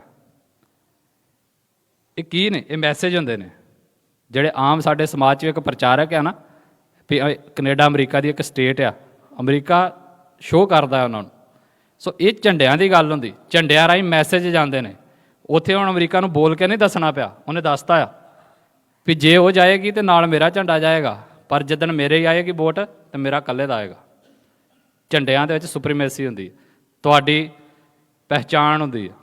ਤਾਂ ਤੁਹਾਡੇ ਬਾਹਰ ਗੁਰਦੁਆਰਿਆਂ ਦੇ ਲੱਗੇ ਝੰਡੇ ਇਕੱਲੇ ਝੰਡੇ ਨਹੀਂ ਗੇ, ਇਸ ਗੱਲ ਦੀ ਪਹਿਚਾਣ ਆ ਵੀ ਇੱਥੇ ਜਿਹੜੇ ਵੱਸਦੇ ਲੋਕ ਨੇ ਉਹ ਖਾਲਿਸਤਾਨੀ ਨੇ। ਇੱਥੇ ਦੱਸਣਾ ਨਹੀਂ ਪੈਂਦਾ ਹੁਣ ਸਾਨੂੰ। ਸੋ ਇਹ ਝੰਡੇ ਰਹਿਣੇ ਚਾਹੀਦੇ ਨੇ, ਬੁਲੰਦ ਰਹਿਣੇ ਚਾਹੀਦੇ ਨੇ, ਇਹਨਾਂ ਨੂੰ ਸਾਂਭੋ। ਸੋ ਅਸੀਂ ਹਰ ਥਾਂ 'ਤੇ ਜਿੱਥੇ ਵੀ ਆਪਣੀ ਜੋ ਵੀ ਡਿਊਟੀ ਨਿਭਾ ਸਕਦੇ ਹਾਂ ਉਹਨੂੰ ਨਿਭਾਈਏ। ਡੂੰਘੀਆਂ ਗੱਲਾਂ ਜਿੰਨੀਆਂ ਮਰਜ਼ੀ ਤੁਸੀਂ ਮੇਰੇ ਕੋਲ 1.5 ਘੰਟੇ ਦੀਆਂ ਸੁਣੀ ਜਾਓ, ਫਿਰ ਮੈਂ ਕਹਿ ਰਿਹਾ ਅੱਧੇ ਬੋਰ ਹੋ ਜਾਣਗੇ, ਅੱਧੇ ਗਾਲਾਂ ਕੱਢਣ ਲੱਗ ਪੈਣਗੇ ਵੀ ਹਟਦਾ ਹੀ ਨਹੀਂ ਬੋਲਣੋਂ। ਸੋ ਮੋਟੀ ਜੀ ਗੱਲ ਜਿਹੜੀ ਤੁਸੀਂ ਵਿਦੇਸ਼ਾਂ ਦੇ ਵਿੱਚ ਬੈਠੇ ਹੋ, ਤੁਹਾਡੇ ਮਨਾਂ ਦੇ ਵਿੱਚ ਅਤੇ ਆਪਣੇ ਬੱਚਿਆਂ ਦੇ ਮਨਾਂ ਦੇ ਵਿੱਚ ਇਹ ਗੱਲ ਪਾਓ। ਅਤੇ ਦੂਸਰੀ ਜਿਹੜੀ ਮੈਂ ਤੁਹਾਨੂੰ ਬੇਨਤੀ ਕਰਨੀ ਆ ਉਹ ਇਹ ਆ ਕਿ ਤੁਸੀਂ ਇੱਥੇ ਅਲੱਗ ਤਰ੍ਹਾਂ ਦਾ ਸੰਘਰਸ਼ ਕਰਦੇ ਹੋ ਅਤੇ ਅਸੀਂ ਪੰਜਾਬ 'ਚ ਅਲੱਗ ਤਰ੍ਹਾਂ ਦਾ ਕਰਦੇ ਹਾਂ। ਇਹ ਨਹੀਂ ਆ ਵੀ ਪੰਜਾਬ ਵਾਲੇ ਸੌਖੇ ਜਾਂ ਇੱਧਰ ਵਾਲੇ ਸੌਖੇ, ਇਹ ਸ਼ਬਦ ਮੈਂ ਨਹੀਂ ਵਰਤਦਾ। ਆਮ ਸਾਡੇ ਪੰਜਾਬ 'ਚ ਸ਼ਬਦ ਵਰਤਦਾ ਹੈ ਬਾਹਰ ਵਾਲੇ ਬੜੇ ਸੌਖੇ ਨੇ, ਪਰ ਮੈਨੂੰ ਪਤਾ ਹੈ ਬਾਹਰ ਵਾਲੇ ਕੋਈ ਸੌਖੇ ਨਹੀਂ ਹੁੰਦੇ, ਅਤੇ ਸੌਖੇ ਪੰਜਾਬ ਵਾਲੇ ਵੀ ਨਹੀਂ ਗੇ। ਅਸੀਂ ਸਾਰੇ ਸੰਘਰਸ਼ 'ਚ ਹਾਂ, ਪਰ ਤੁਹਾਡਾ ਪੰਜਾਬ ਦੇ ਨਾਲ ਜੁੜੇ ਰਹਿਣਾ ਵੀ ਇੱਕ ਸੰਘਰਸ਼ ਹੈ। ਕੱਲਾ ਖਾਲਿਸਤਾਨ ਦਾ ਝੰਡਾ ਚੁੱਕਣਾ ਜਾਂ ਨਾਅਰੇ ਮਾਰਨੇ ਸੰਘਰਸ਼ ਨਹੀਂ ਆ। ਤੁਸੀਂ ਪੰਜਾਬ 'ਚੋਂ ਆਏ ਹੋ, ਬਹੁਤਿਆਂ ਨੇ ਪੰਜਾਬ 'ਚੋਂ ਪਹਿਲਾਂ ਕਰਜ਼ਾ ਲਿਆ ਅਤੇ ਜਹਾਜ਼ੇ ਚੜ੍ਹੇ, ਫਿਰ ਇੱਧਰ ਆ ਕੇ ਕਰਜ਼ਾ ਲਿਆ ਅਤੇ ਇੱਧਰ ਘਰ ਲਏ। ਇਵੇਂ ਆ, ਪਹਿਲਾਂ ਅਸੀਂ ਪੰਜਾਬ 'ਚੋਂ ਕਰਜ਼ਾ ਲਿਆ, ਕੈਨੇਡਾ ਆਈਏ, ਫਿਰ ਕੈਨੇਡਾ ਆ ਕੇ ਕਰਜ਼ਾ ਲਿਆ ਵੀ ਅਸੀਂ ਘਰ ਲੈ ਲਈਏ। ਬਹੁਤ ਵਿਰਲੇ ਟਾਵੇਂ ਨੇ ਜਿਹੜੇ ਇਸ ਚੀਜ਼ 'ਚੋਂ ਨਿਕਲ ਚੁੱਕੇ ਨੇ। ਮੈਂ ਇੱਥੇ ਆਪਣੇ ਪੰਜਾਬੀਆਂ ਦੇ ਵੱਡੇ ਵੱਡੇ ਮੁਹੱਲੇ ਵੀ ਵੇਖੇ ਨੇ। ਖੈਰ, ਬਹੁਤੇ ਜਿਹੜੇ ਨੇ ਸਾਡੇ 80% ਬੰਦੇ ਨੇ ਉਹ ਇਸੇ ਚੀਜ਼ 'ਚ ਨੇ ਵੀ ਉਹਨਾਂ ਨੇ ਕਰਜ਼ੇ ਲਏ ਨੇ। ਹੁਣ ਕਰਜ਼ਿਆਂ ਦੀ ਪੂਰਤੀ ਕਿੱਥੋਂ ਕਰਦਾ ਹੈ ਪੰਜਾਬੀ? ਜਿਹੜਾ ਨਵਾਂ ਟਰੈਂਡ ਚੱਲਿਆ ਇਹ ਪਿਛਲੀ ਪੀੜ੍ਹੀ 'ਚ ਨਹੀਂ ਸੀ। ਪਿਛਲੀ ਪੀੜ੍ਹੀ ਕੀ ਕਰਦੀ ਸੀ, ਖਾਸ ਤੌਰ 'ਤੇ ਦੁਆਬੇ ਦਾ ਏਰੀਆ ਜਿਹੜਾ ਉਹਨਾਂ ਦੀ ਜ਼ਿਆਦੀ ਆਈ, ਹੁਣ ਮਾਝੇ ਮਾਲਵੇ ਵਾਲੇ ਤੇ ਅਸੀਂ ਹੁਣ ਆਉਣੇ ਸ਼ੁਰੂ ਹੋਏ ਹਾਂ। ਉਹ ਕੀ ਕਰਦੇ ਸੀ, ਉਹਨਾਂ ਦਾ ਇੱਕ ਜਾਂ ਦੋ ਜੀ ਇੱਧਰ ਆਉਂਦੇ ਸੀ, ਕਮਾਈ ਕਰਦੇ ਸੀ ਅਤੇ ਕੋਠੀ ਪਿੰਡ ਪੈਂਦੀ ਸੀ, ਜ਼ਮੀਨ ਪਿੰਡ ਲਈ ਜਾਂਦੀ ਸੀ। ਇੱਥੇ ਠੀਕ ਹੈ ਉਹਨਾਂ ਘਰ ਬਣਾਏ ਸਮਾਂ ਪਾ ਕੇ, ਪਰ ਉਹਨਾਂ ਨੇ ਓਨੀਆਂ ਹੀ ਜ਼ਮੀਨਾਂ ਪੰਜਾਬ 'ਚ ਵੀ ਬਣਾਈਆਂ, ਉਹਨਾਂ ਪੰਜਾਬ 'ਚ ਜੜ੍ਹਾਂ ਨਹੀਂ ਪੁੱਟੀਆਂ। ਸਮੱਸਿਆ ਪਈ ਜਦੋਂ ਅਸੀਂ ਇੱਥੇ ਕੋਠੀ ਪਾਉਣ ਦੇ ਲਈ ਪੰਜਾਬ 'ਚ ਜੜ੍ਹਾਂ ਪੁੱਟਣੀਆਂ ਸ਼ੁਰੂ ਕਰਤੀਆਂ। ਮੈਨੂੰ ਨਾ ਇੱਥੇ ਕਿਸੇ ਨੇ ਕਿਹਾ ਵੀ ਵੇਖੋ ਜੀ ਬਰੈਂਪਟਨ ਤੁਹਾਨੂੰ ਲੱਗਦਾ ਨਾ ਪੰਜਾਬ ਵਰਗਾ ਹੀ, ਮਤਲਬ ਕਹਿੰਦੇ ਵੀ ਵੇਖੋ ਦੇਖਦੇ ਨਾ ਪੰਜਾਬੀ ਪੰਜਾਬੀ ਆਪਣੇ ਸਿੱਖ ਹੀ ਸਿੱਖ ਨੇ, ਮਾਣ ਨਾ ਕਹਿੰਦੇ ਆ। ਅਤੇ ਮੈਂ ਕਈ ਵਾਰੀ ਮਨ ਸੋਚਦਾ ਨਾ ਵੀ ਭਰਾਵਾ ਹੁਣ ਤੈਨੂੰ ਕੀ ਦੱਸਾਂ, ਤੇਰਾ ਬਰੈਂਪਟਨ ਪੰਜਾਬ ਲੱਗਦਾ ਅਤੇ ਹੁਸ਼ਿਆਰਪੁਰ ਬਿਹਾਰ ਲੱਗਦਾ ਹੀ। ਮਤਲਬ ਤੁਸੀਂ ਜਿੰਨੇ ਮਾਣ ਨਾਲ ਇੱਥੇ ਕਹਿੰਦੇ ਹੋ ਨਾ ਵੀ ਹੁਣ ਕੈਨੇਡਾ ਪੰਜਾਬ ਲੱਗਦਾ ਆ, ਉਹਨੂੰ ਸੋਚ ਕੇ ਵੇਖਿਆ ਜੇ ਤੁਹਾਡਾ ਹੁਸ਼ਿਆਰਪੁਰ ਅਤੇ ਲੁਧਿਆਣਾ ਓਨਾ ਹੀ ਬਿਹਾਰ ਵੀ ਲੱਗਦਾ ਹੈ। ਅਤੇ ਇਹ ਕਿੱਥੋਂ ਆਇਆ? ਕਿਉਂਕਿ ਅਸੀਂ ਉੱਥੋਂ ਜੜ੍ਹਾਂ ਪੁੱਟਤੀਆਂ ਆਪਣੀਆਂ। ਕੋਠੀਆਂ 'ਚ ਅਸੀਂ ਆਪਣੇ ਪ੍ਰਵਾਸੀ ਭਾਲਦੇ, ਜ਼ਮੀਨਾਂ ਵੇਚਣੀਆਂ ਸ਼ੁਰੂ ਕਰਤੀਆਂ। ਅਤੇ ਮੈਂ ਹੁਣ ਉੱਥੇ ਹੁਸ਼ਿਆਰਪੁਰ ਦੇ ਏਰੀਏ 'ਚ ਰਹੀ ਨਾ, ਹਾਲਾਂਕਿ ਪਿੱਛੋਂ ਮੇਰੀ ਬੈਕਗਰਾਊਂਡ ਗੁਰਦਾਸਪੁਰ ਦੀ ਹੈ। ਮੈਂ ਉੱਥੇ ਇੱਕ ਹੋਰ ਟਰੈਂਡ ਵੇਖ ਰਿਹਾ ਹਾਂ। ਤੁਸੀਂ ਇੱਥੋਂ ਜ਼ਮੀਨਾਂ ਵੇਚਣ 'ਤੇ ਜਿਹੜੀਆਂ ਲਾਈਆਂ ਨੇ ਨਾ, ਖਾਸ ਤੌਰ 'ਤੇ ਜਿਹੜੇ ਦੁਆਬੇ ਵਾਲੇ ਆ, ਤੁਸੀਂ ਗਵਾਹੀ ਭਰ ਸਕਦੇ ਹੋ, ਤੁਹਾਡੀਆਂ ਜ਼ਮੀਨਾਂ ਖਰੀਦਣ ਲਈ ਗਾਹਕ ਨਹੀਂ ਹੈਗਾ ਪੰਜਾਬੀ। ਤੁਸੀਂ ਜੇ ਇੱਥੇ 5 ਕਿੱਲੇ ਵੇਚਣ ਨੂੰ ਲਾਏ ਨੇ ਉੱਥੇ, ਜਾਂ ਤੁਹਾਡਾ 2 ਕਨਾਲ ਦਾ 3 ਕਨਾਲ ਦਾ ਪਲਾਟ ਆ, ਅਤੇ ਤੁਹਾਡੇ ਪਲਾਟ ਨੂੰ ਖਰੀਦਣ ਦਾ ਗਾਹਕ ਨਹੀਂ ਹੈਗਾ। ਕਿਉਂ ਨਹੀਂ ਆ? ਕਿਉਂਕਿ ਜਿਹੜੇ ਤੁਹਾਡੇ ਕਨਾਲ 2 ਕਨਾਲ ਦੇ ਪਲਾਟ ਨੇ ਉਹਦੇ ਤਾਂ ਹੀ ਵਿਕਣਗੇ ਜੇ ਕੋਈ ਰੁਪਈਆ ਕਰੋੜ ਦਊਗਾ। ਅਤੇ ਰੁਪਈਆ ਕਰੋੜ ਕਿਹਦੇ ਕੋਲ ਹੋਊਗਾ? ਜਿਹੜੇ ਸਾਡੇ ਵਰਗੇ ਉੱਥੇ ਪੱਕੇ ਵਸੇ ਨੇ, ਉਹੀ ਭਰੂਗਾ ਉੱਥੇ। ਜਿਹੜਾ ਨਵਾਂ ਪ੍ਰਵਾਸੀ ਆਇਆ ਉਹ ਜੇ ਕਰੋੜ ਰੁਪਈਏ ਦੀ ਇਨਵੈਸਟ ਕਰਨ ਦੇ ਲਾਇਕ ਨਹੀਂ ਆ। ਇਸ ਕਰਕੇ ਸਾਡੇ ਵਰਗੇ ਜਿਹੜੇ ਪੰਜਾਬੀ ਨੇ ਉਹਨਾਂ ਦੀ ਦੌੜ ਬਾਹਰ ਆਉਂਦੀ ਆ, ਜ਼ਮੀਨ ਲੈਣ ਦੀ ਉੱਥੇ ਕਿਸੇ ਦੀ ਦੌੜ ਨਹੀਂ ਗੀ, ਅਤੇ ਉਹ ਪਲਾਟ ਨਹੀਂ ਵੇਚਦੇ। ਤੁਸੀਂ ਉਹਨਾਂ ਹੀ ਪਲਾਟਾਂ ਨੂੰ 5-5 ਅਤੇ 4-4 ਮਰਲਿਆਂ 'ਚ ਕਰੋ, ਵੇਖਿਓ ਗਾਹਕ ਪੈਂਦੇ। ਕਿਉਂ? ਕਿਉਂਕਿ ਸਾਰੇ ਗਾਹਕ ਪ੍ਰਵਾਸੀ ਨੇ। ਉਹ ਨਿੱਕੇ ਨਿੱਕੇ ਪਲਾਟ ਲੈ ਰਹੇ ਆ ਉੱਥੇ, ਆਪਣੀਆਂ ਜੜ੍ਹਾਂ ਪੰਜਾਬ 'ਚ ਪੱਕੀਆਂ ਕਰ ਰਹੇ ਆ। ਜਿਵੇਂ ਤੁਸੀਂ ਇੱਥੇ ਕਰਦੇ ਹੋ ਨਾ ਕੈਨੇਡਾ ਦੇ ਵਿੱਚ, ਉਹ ਪੰਜਾਬ 'ਚ ਪੱਕੀਆਂ ਕਰ ਰਹੇ ਆ। ਸੋ ਇਹ ਬਿਮਾਰੀ ਕੈਨੇਡਾ ਵਾਸਤੇ ਅਸੀਂ ਉਹਨੇ ਖਤਰਾ ਨਹੀਂ ਗੇ। ਅਸੀਂ ਕੈਨੇਡਾ ਆਉਂਦੇ ਹਾਂ, ਅਸੀਂ ਇਹਨਾਂ ਦੇ ਰੂਲ ਮੰਨਦੇ ਹਾਂ, ਅਸੀਂ ਇਹਨਾਂ ਦਾ ਇੱਥੇ ਭਾਸ਼ਾ ਮੰਨਦੇ। ਤੁਸੀਂ ਤਾਂ ਇੱਥੇ ਰਹਿੰਦੇ ਹੋ ਕਿਊਬਿਕ ਦੇ ਵਿੱਚ, ਜਿਹੜੇ ਬੱਚੇ ਆਏ ਸੀ, ਮੈਨੂੰ ਦੱਸੋ ਜੇ ਤੁਹਾਨੂੰ ਕਿਸੇ ਨੌਕਰੀ ਦਿੰਦਾ ਫਰੈਂਚ ਵਾਲਾ ਸਰਕਾਰੀ, ਤੇ ਨਹੀਂ ਨਾ ਦਿੰਦਾ, ਕਿਉਂਕਿ ਅਸੀਂ ਰੂਲ ਮੰਨਦੇ ਇਹਨਾਂ ਦੇ ਵੀ ਜੇ ਨੌਕਰੀ ਲੈਣੀ ਹੈ ਤਾਂ ਅਗਲਾ ਕਹਿੰਦਾ ਪਹਿਲਾਂ ਹੁਲੀਆ ਬਦਲ ਕੇ ਹੈਗਾ ਨਾ ਤੁਹਾਡੇ ਇੱਥੇ ਕਿਊਬਿਕ ਦੇ ਵਿੱਚ ਰੂਲ। ਤੁਹਾਨੂੰ ਸਰਕਾਰੀ ਨੌਕਰੀ ਨਹੀਂ ਮਿਲਦੀ ਜੇ ਤੁਸੀਂ ਗਾਤਰੇ ਕਿਰਪਾਨ ਪਾਈ ਹੋਊਗੀ, ਅਤੇ ਤੁਹਾਨੂੰ ਸਰਕਾਰੀ ਨੌਕਰੀ ਨਹੀਂ ਮਿਲਦੀ ਜੇ ਤੁਸੀਂ ਤੁਹਾਡੇ ਮੂੰਹ 'ਤੇ ਦਾੜੀ ਆ। ਅਤੇ ਮੁਸਲਮਾਨ ਨੂੰ ਸਰਕਾਰੀ ਨੌਕਰੀ ਨਹੀਂ ਮਿਲਦੀ ਜੇ ਉਹਨੇ ਮੁੱਛ ਕਟਾਈ ਆ ਅਤੇ ਦਾੜੀ ਲੰਮੀ ਕੀਤੀ ਆ। ਅਤੇ ਕਿਉਂ? ਕਿਉਂਕਿ ਇਹਨਾਂ ਦੇ ਰੂਲ ਨੇ ਵੀ ਅਸੀਂ ਇਹ ਧਾਰਮਿਕ ਚੀਜ਼ ਇੱਥੇ ਆਪਣੇ ਵਿੱਚ ਨਹੀਂ ਵੜਨ ਦੇਣੀ। ਦੂਜਾ ਉਹਨਾਂ ਨੇ ਇੱਥੇ ਰੂਲ ਬਣਾਇਆ ਜੇ ਪੱਕੇ ਹੋਣਾ ਤਾਂ ਫਰੈਂਚ ਸਿੱਖੋ, ਬਣਾਇਆ ਨਾ। ਤੁਹਾਡੇ ਜਿਹੜੇ ਬੱਚੇ ਇੱਥੇ ਆਉਂਦੇ ਨੇ ਫਰੈਂਚ ਸਿੱਖਦੇ ਨੇ, ਫਿਰ PR ਮਿਲਦੀ ਹੈ। ਸੋ ਇਹ ਮਤਲਬ ਦੋਵਾਂ ਚੀਜ਼ਾਂ ਨੂੰ ਕੰਪੇਅਰ ਨਹੀਂ ਕੀਤਾ ਜਾ ਸਕਦਾ ਕਿ ਪੰਜਾਬ ਦੇ ਵਿੱਚ ਬੈਠਾ ਬਿਹਾਰੀ ਜਾਂ UP ਦਾ ਬੰਦਾ ਅਤੇ ਅਸੀਂ ਕੈਨੇਡਾ ਦੇ ਵਿੱਚ ਆ ਕੇ ਬੈਠੇ ਇੱਕ ਬਰਾਬਰ ਆ। ਨਹੀਂ, ਅਸੀਂ ਇੱਥੇ ਆ ਕੇ ਹਰ ਚੀਜ਼ ਕੈਨੇਡਾ ਦੀ ਮੰਨਦੇ ਹਾਂ, ਉੱਥੇ ਨਹੀਂ ਮੰਨਦੇ। ਉਹਨਾਂ ਦਾ ਸੱਭਿਆਚਾਰ ਤੋਂ ਲੈ ਕੇ ਉਹਨਾਂ ਦਾ ਕਲਚਰ, ਉਹਨਾਂ ਦੀ ਹਰ ਚੀਜ਼, ਉਹਨਾਂ ਨੂੰ ਪੰਜਾਬੀ ਸਿੱਖਣੀ ਜ਼ਰੂਰੀ ਥੋੜ੍ਹੀ ਹੈ, ਉਹਨਾਂ ਨੂੰ ਪੱਕੀ ਥੋੜ੍ਹੀ ਹੈ ਵੀ ਤੁਹਾਨੂੰ ਵੋਟ ਤਾਂ ਬਣਾ ਕੇ ਦੇਵਾਂਗੇ ਜੇ ਤੁਹਾਨੂੰ ਪੰਜਾਬੀ ਦਾ ਊੜਾ ਜਿਹੜਾ ਸਾਰਾ ਆਉਂਦਾ ਹੋਊ। ਤੁਹਾਨੂੰ ਸਰਕਾਰੀ ਨੌਕਰੀ ਤਾਂ ਦੇਵਾਂਗੇ ਜੀ ਜੇ ਤੁਹਾਡੇ ਮਤਲਬ ਤੁਸੀਂ ਸਿੱਖੀ ਸਰੂਪ ਦੇ ਵਿੱਚ ਆ ਜਾਓਗੇ। ਨਹੀਂ। ਸੋ ਅਸੀਂ ਉੱਥੇ ਖਤਮ ਹੋ ਰਹੇ ਹਾਂ। ਤੁਸੀਂ ਬੇਸ਼ੱਕ ਇਸ ਗੱਲ ਨਾਲ ਸਹਿਮਤ ਹੋਵੋ ਪਰ ਨਾ ਸਹਿਮਤ ਹੋਵੋ, ਪਰ ਮੈਂ ਤੁਹਾਨੂੰ ਇਹ ਗੱਲ ਹੱਥ ਜੋੜ ਕੇ ਕਹਿੰਦਾ ਜੇ ਭਰਾਵੋ, ਜਿੰਨਾ ਜ਼ੋਰ ਤੁਹਾਡਾ ਸਾਡਾ ਕੈਨੇਡਾ ਜਾਂ ਅਮਰੀਕਾ ਸੈੱਟ ਹੋਣ ਦਾ ਲੱਗਾ ਆ, ਹੋਵੋ ਸੈੱਟ, ਕੋਈ ਮਨਾ ਨਹੀਂ ਕਰਦਾ, ਪਰ ਜੜ੍ਹਾਂ ਨਾ ਪੁੱਟੋ ਪੰਜਾਬ 'ਚੋਂ। ਜੜ੍ਹਾਂ ਪੁੱਟਣੀਆਂ ਸਾਡੀਆਂ ਸ਼ੁਰੂ ਹੋ ਗਈਆਂ ਨੇ ਵੀ ਜਦੋਂ ਅਸੀਂ ਉੱਥੋਂ ਆਪਣੀਆਂ ਪਈਆਂ ਕੋਠੀਆਂ ਤੇ ਮਹਿਲ, ਬਹੁਤੇ ਤੇ ਇੱਥੋਂ ਤੱਕ ਵੀ ਹਾਲਾਤ ਚੱਲ ਗਏ ਆ। ਜਿਹੜੇ ਜ਼ਿਮੀਂਦਾਰ ਬੰਦੇ ਨੇ ਨਾ, ਮੈਂ ਉਹਨਾਂ ਨੌਜਵਾਨਾਂ ਦੇ ਅੱਗੇ ਹਾਲ ਵੇਖਣਾ, ਉਹਨਾਂ ਨੂੰ ਇਹ ਵੀ ਨਹੀਂ ਪਤਾ ਸਾਡੀ ਵੱਟ ਕਿੱਧਰ ਨੂੰ ਜਾਂਦੀ ਪੈਲੀ ਦੀ। ਜਿਹੜੀ ਪੀੜ੍ਹੀ ਇੱਧਰ ਆ ਗਈ ਹੈ ਉਹਨੂੰ ਹੁਣ ਇਹ ਨਹੀਂ ਪਤਾ ਸਾਡੀ ਪਿੰਡ ਵੱਟ ਕਿੱਧਰ ਨੂੰ ਜਾਂਦੀ ਹੈ। ਤੇ ਰਾਜ ਉਹਨੇ ਕੀ ਕਰਨਾ ਹੈ? ਰਾਜ ਦੇ ਲਈ ਜ਼ਮੀਨ ਦਾ ਟੁਕੜਾ ਜ਼ਰੂਰੀ ਹੁੰਦਾ ਆ। ਇਹ ਲਾਲਚ ਨਹੀਂ ਹੁੰਦਾ, ਇਹ ਤੁਹਾਡੀ ਬੰਦਿਸ਼ ਨਹੀਂ ਕਿ ਵੀ ਸਿੱਖ ਜ਼ਮੀਨ ਨਾਲ ਜੁੜ ਗਿਆ ਆ। ਕਈ ਸਾਡੇ ਪ੍ਰਚਾਰਕ ਕਹਿਣਾ ਸ਼ੁਰੂ ਕਰ ਦਿੰਦੇ ਨਹੀਂ ਸਿੱਖਾਂ ਨੇ ਸਾਰੀ ਦੁਨੀਆ ਤੇ ਰਾਜ ਕਰਨਾ, ਇੱਕ ਜ਼ਮੀਨ ਦੇ ਟੁਕੜੇ ਨਾਲ ਨਹੀਂ ਜੁੜਨਾ। ਇਹ ਗਲਤ ਆ। ਸਿੱਖਾਂ ਨੇ ਇੱਕ ਜ਼ਮੀਨ ਦੇ ਟੁਕੜੇ ਨਾਲ ਜੁੜਨਾ ਆ। ਅਸੀਂ ਉਸ ਇੱਕ ਜ਼ਮੀਨ ਦੇ ਟੁਕੜੇ ਦੇ ਵਿੱਚ ਰਾਜ ਕਰਕੇ ਦੁਨੀਆ ਨੂੰ ਦੱਸਣਾ ਹੈ ਕਿ ਸਿੱਖਾਂ ਦਾ ਰਾਜ ਕਿਹੋ ਜਿਹਾ ਹੋਊਗਾ, ਫਿਰ ਦੁਨੀਆ ਤੇ ਤੁਹਾਡਾ ਰਾਜ ਹੋਏਗਾ। ਅਸੀਂ ਤਾਂ ਉੱਦਾਂ ਹੀ ਖਿਆਲੀ ਮਹਿਲ ਬਣਾਈ ਜਾਂਦੇ ਹਾਂ ਵੀ ਨਹੀਂ ਜੀ ਪੰਜਾਬ ਦੇ ਵਿੱਚ ਖਾਲਿਸਤਾਨ ਬਣਾਉਣ ਦੀ ਲੋੜ ਨਹੀਂ, ਸਿੱਖ ਸਾਰੀ ਦੁਨੀਆ 'ਚ ਫੈਲ ਗਏ ਨੇ, ਹੁਣ ਸਾਰੀ ਦੁਨੀਆ 'ਤੇ ਸਿੱਖਾਂ ਨੇ ਰਾਜ ਕਰਨਾ ਆ। ਖਿਆਲੀ ਮਹਿਲ ਨਾ ਬਣਾਓ ਰੱਬ ਦਾ ਵਾਸਤਾ ਜੇ। ਸਾਨੂੰ ਜ਼ਮੀਨ ਦੇ ਨਾਲ ਜੁੜਨਾ ਪੈਣਾ ਹੈ, ਪਰ ਜ਼ਮੀਨ ਬੰਦਸ਼ ਨਹੀਂ ਹੋਣੀ ਚਾਹੀਦੀ। ਜ਼ਮੀਨ ਨਾਲ ਜੁੜਨਾ ਅਤੇ ਜ਼ਮੀਨ ਬੰਦਸ਼ ਹੋਣੀ, ਦੋਵਾਂ 'ਚ ਫਰਕ ਆ।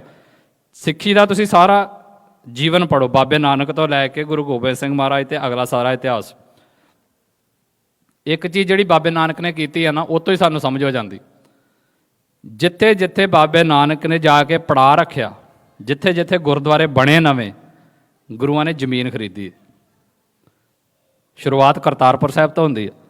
ਬੇਸ਼ੱਕ ਤਲਵੰਡੀ ਦੇ ਵਿੱਚ, ਜਿਹਨੂੰ ਨਨਕਾਣਾ ਸਾਹਿਬ ਬਾਅਦ ਵਿੱਚ ਬਣਿਆ, ਫਿਰ ਰਾਏ ਬੁਲਾਰ ਨੇ ਅੱਧਿਓਂ ਜ਼ਿਆਦਾ ਜ਼ਮੀਨ ਬਾਬੇ ਨਾਨਕ ਦੇ ਨਾਲ ਲਵਾਤੀ ਸੀ, ਪਰ ਬਾਬੇ ਨਾਨਕ ਨੇ ਕਰਤਾਰਪੁਰ ਸਾਹਿਬ ਆ ਕੇ ਆਪ ਜ਼ਮੀਨ ਖਰੀਦੀ ਹੈ।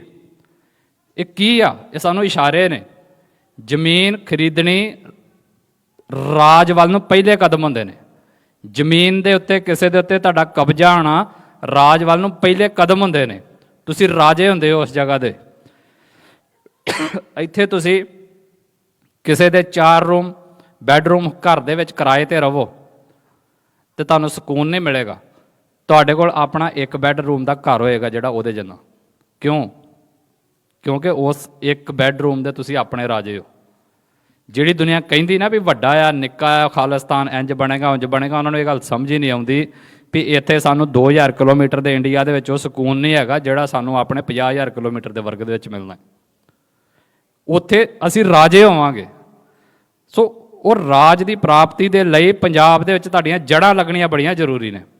ਮੈਂ ਤੁਹਾਨੂੰ ਇੱਕ ਐਗਜ਼ਾਮਪਲ ਦੇਵਾਂ, ਹਾਲਾਂਕਿ ਅਸੀਂ ਉਹਨਾਂ ਨਾਲ ਸਹਿਮਤ ਹੋਈਏ ਨਾ ਹੋਈਏ ਬਾਅਦ ਦੀ ਗੱਲ। ਤੁਸੀਂ ਰਾਧਾ ਸੁਆਮੀ ਦੀ ਇੱਕ ਚੀਜ਼ ਨੋਟ ਕਰਿਓ। ਰਾਧਾ ਸੁਆਮੀ ਦੁਨੀਆ ਦੇ ਕਿਸੇ ਕੋਨੇ 'ਚ ਜਾਵੇ, ਤੁਸੀਂ ਉਹਨਾਂ ਦੇ ਡੇਰੇ ਵੇਖੇ ਨੇ ਨਾ, ਉਹ ਕੀ ਕਰਦੇ ਨੇ? ਜ਼ਮੀਨ ਲੈ ਲੈਂਦੇ ਨੇ, ਆਲੇ ਦੁਆਲੇ ਕੰਧ ਕਰ ਦਿੰਦੇ ਆ, ਵਿੱਚ ਘਾਹ ਲਾ ਦਿੰਦੇ ਜਾਂ ਬੂਟੇ ਲਾ ਦਿੰਦੇ, ਇਵੇਂ ਕਰਦੇ। ਉਹ ਸਾਡੇ ਵਾਂਗੂ ਕੋਈ ਵੱਡੀ ਵੱਡੀ ਬਿਲਡਿੰਗ ਨਹੀਂ ਪਾਉਂਦੇ।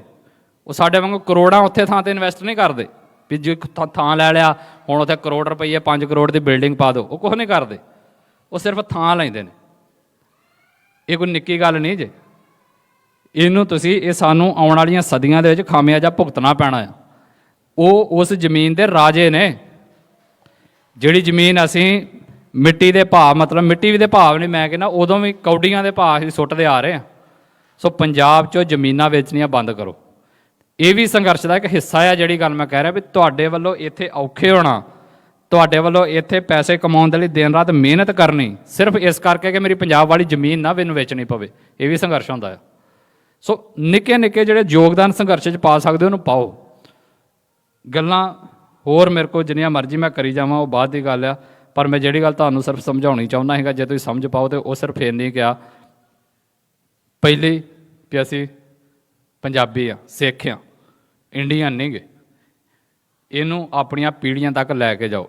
ਦੂਸਰੀ, ਪੰਜਾਬ ਦੇ ਨਾਲ ਜੁੜੇ ਰਹੋ।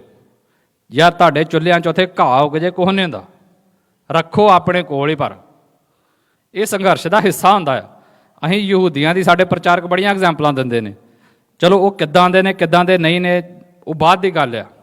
ਪਰ ਤੁਸੀਂ ਯਹੂਦੀਆਂ ਦਾ ਵੀ ਜੇ ਇਤਿਹਾਸ ਪੜ੍ਹਦੇ ਹੋ ਨਾ, ਉਹਦੇ 'ਚ ਇੱਕ ਚੀਜ਼ ਨੋਟ ਕਰੋ, ਜਦੋਂ ਯਹੂਦੀ ਸਾਰੀ ਦੁਨੀਆ 'ਚ ਫੈਲੇ ਸੀ ਅਤੇ ਬਾਅਦ 'ਚ ਜਦੋਂ ਉਹਨਾਂ ਨੂੰ ਥਾਂ ਥਾਂ ਤੋਂ ਛਿੱਤਰ ਫਿਰਿਆ, ਕੁੱਟ ਪਈ, ਅਸੀਂ ਤਾਂ ਅਜੇ ਉਸ ਲੈਵਲ 'ਤੇ ਪਹੁੰਚੇ ਨਹੀਂ ਜਿੱਥੇ ਯਹੂਦੀ ਪਹੁੰਚ ਗਏ ਸੀ। ਉਹਨਾਂ ਨੂੰ ਉਹ ਛਿੱਤਰ ਖਾਣ ਤੋਂ ਬਾਅਦ ਇਹ ਸਮਝ ਆਈ ਵੀ ਨਹੀਂ ਯਾਰ, ਸਾਡੇ ਕੋਲ ਆਪਣਾ ਮੁਲਕ ਚਾਹੀਦਾ। ਅਤੇ ਮੁਲਕ ਲੈਣ ਦੇ ਨਾਲ ਪਹਿਲੀ ਚੀਜ਼ ਪਤਾ ਕੀ ਕੀਤੀ? ਉਹਨਾਂ ਨੇ, ਜਿਹਨੂੰ ਅੱਜ ਇਜ਼ਰਾਈਲ ਕਹਿੰਦੇ ਆ, ਜਿਹੜਾ ਜੇਰੂਸ਼ਲਮ ਸੀ, ਉਹਦੇ ਆਲੇ ਦੁਆਲੇ ਜ਼ਮੀਨਾਂ ਲੈਣੀਆਂ ਸ਼ੁਰੂ ਕੀਤੀਆਂ। ਜ਼ਮੀਨ ਦੀ ਇੰਨੀ ਮਹੱਤਤਾ ਹੁੰਦੀ ਆ। ਉਹਨਾਂ ਨੇ ਉਹ ਪਥਰੀਲੀਆਂ ਜ਼ਮੀਨਾਂ ਲਈਆਂ ਇਜ਼ਰਾਈਲ ਦੀਆਂ, ਉਹਨਾਂ ਜ਼ਮੀਨਾਂ ਦੇ ਉੱਤੇ ਕਲੋਨੀਆਂ ਆਪਣੀਆਂ ਬਣਾਉਣੀਆਂ ਸ਼ੁਰੂ ਕੀਤੀਆਂ, ਸੰਘਰਸ਼ ਕਰਨਾ ਸ਼ੁਰੂ ਕੀਤਾ ਵੀ ਨਹੀਂ ਯਾਰ ਅਸੀਂ ਇੱਕ ਜ਼ਮੀਨ 'ਤੇ ਇਕੱਠੇ ਹੋਈਏ, ਅਤੇ ਅਸੀਂ ਉਜੜਨ ਨੂੰ ਆਪਣੀ ਖੁਸ਼ੀ ਸਮਝਦੇ ਹਾਂ। ਉਜਾੜੇ ਦੇ ਵਿੱਚੋਂ ਖੁਸ਼ੀਆਂ ਭਾਲਣੀਆਂ ਬੰਦ ਕਰੋ। ਜ਼ਮੀਨ ਜਿਹੜੀ ਤੁਹਾਨੂੰ ਗੁਰੂ ਮਹਾਰਾਜ ਨੇ ਬਖਸ਼ੀ, ਬਾਬਾ ਬੰਦਾ ਸਿੰਘ ਬਹਾਦਰ ਜਦੋਂ ਪੰਜਾਬ ਦੇ ਵਿੱਚ ਆਉਂਦੇ ਨੇ ਤਾਂ ਸਾਨੂੰ ਕੀ ਦਿੰਦੇ ਨੇ?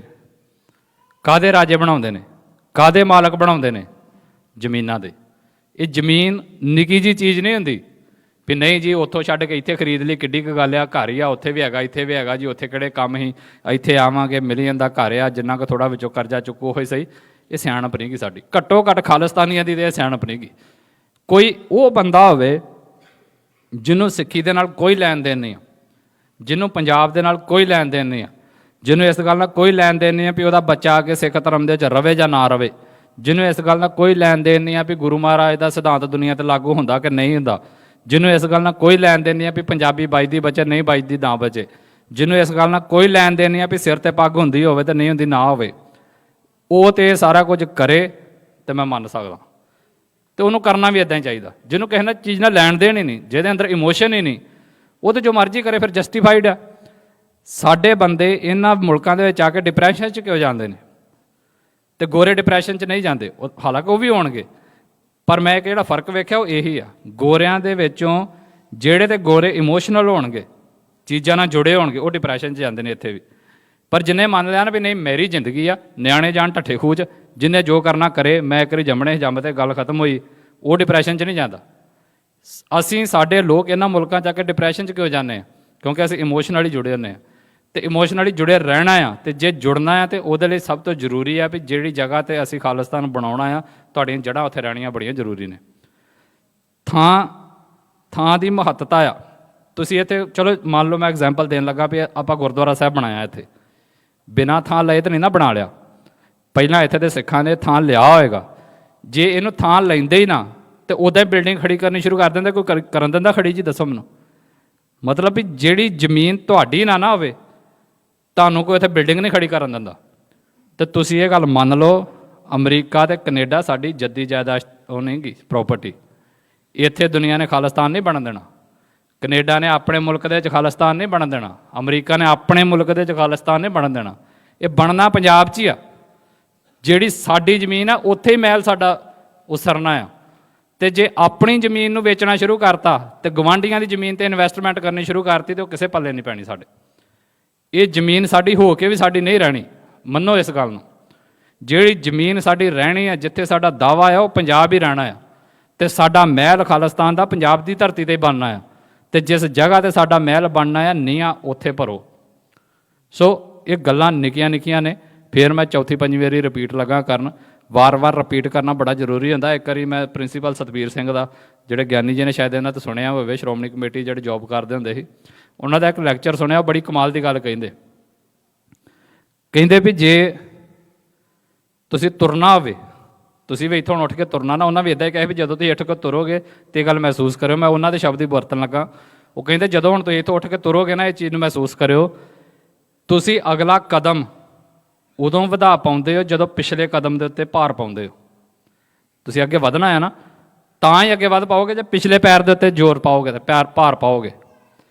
ਇੱਦਾਂ ਹੀ ਕਹਿੰਦੇ ਕੌਮਾਂ ਹੁੰਦੀਆਂ ਨੇ।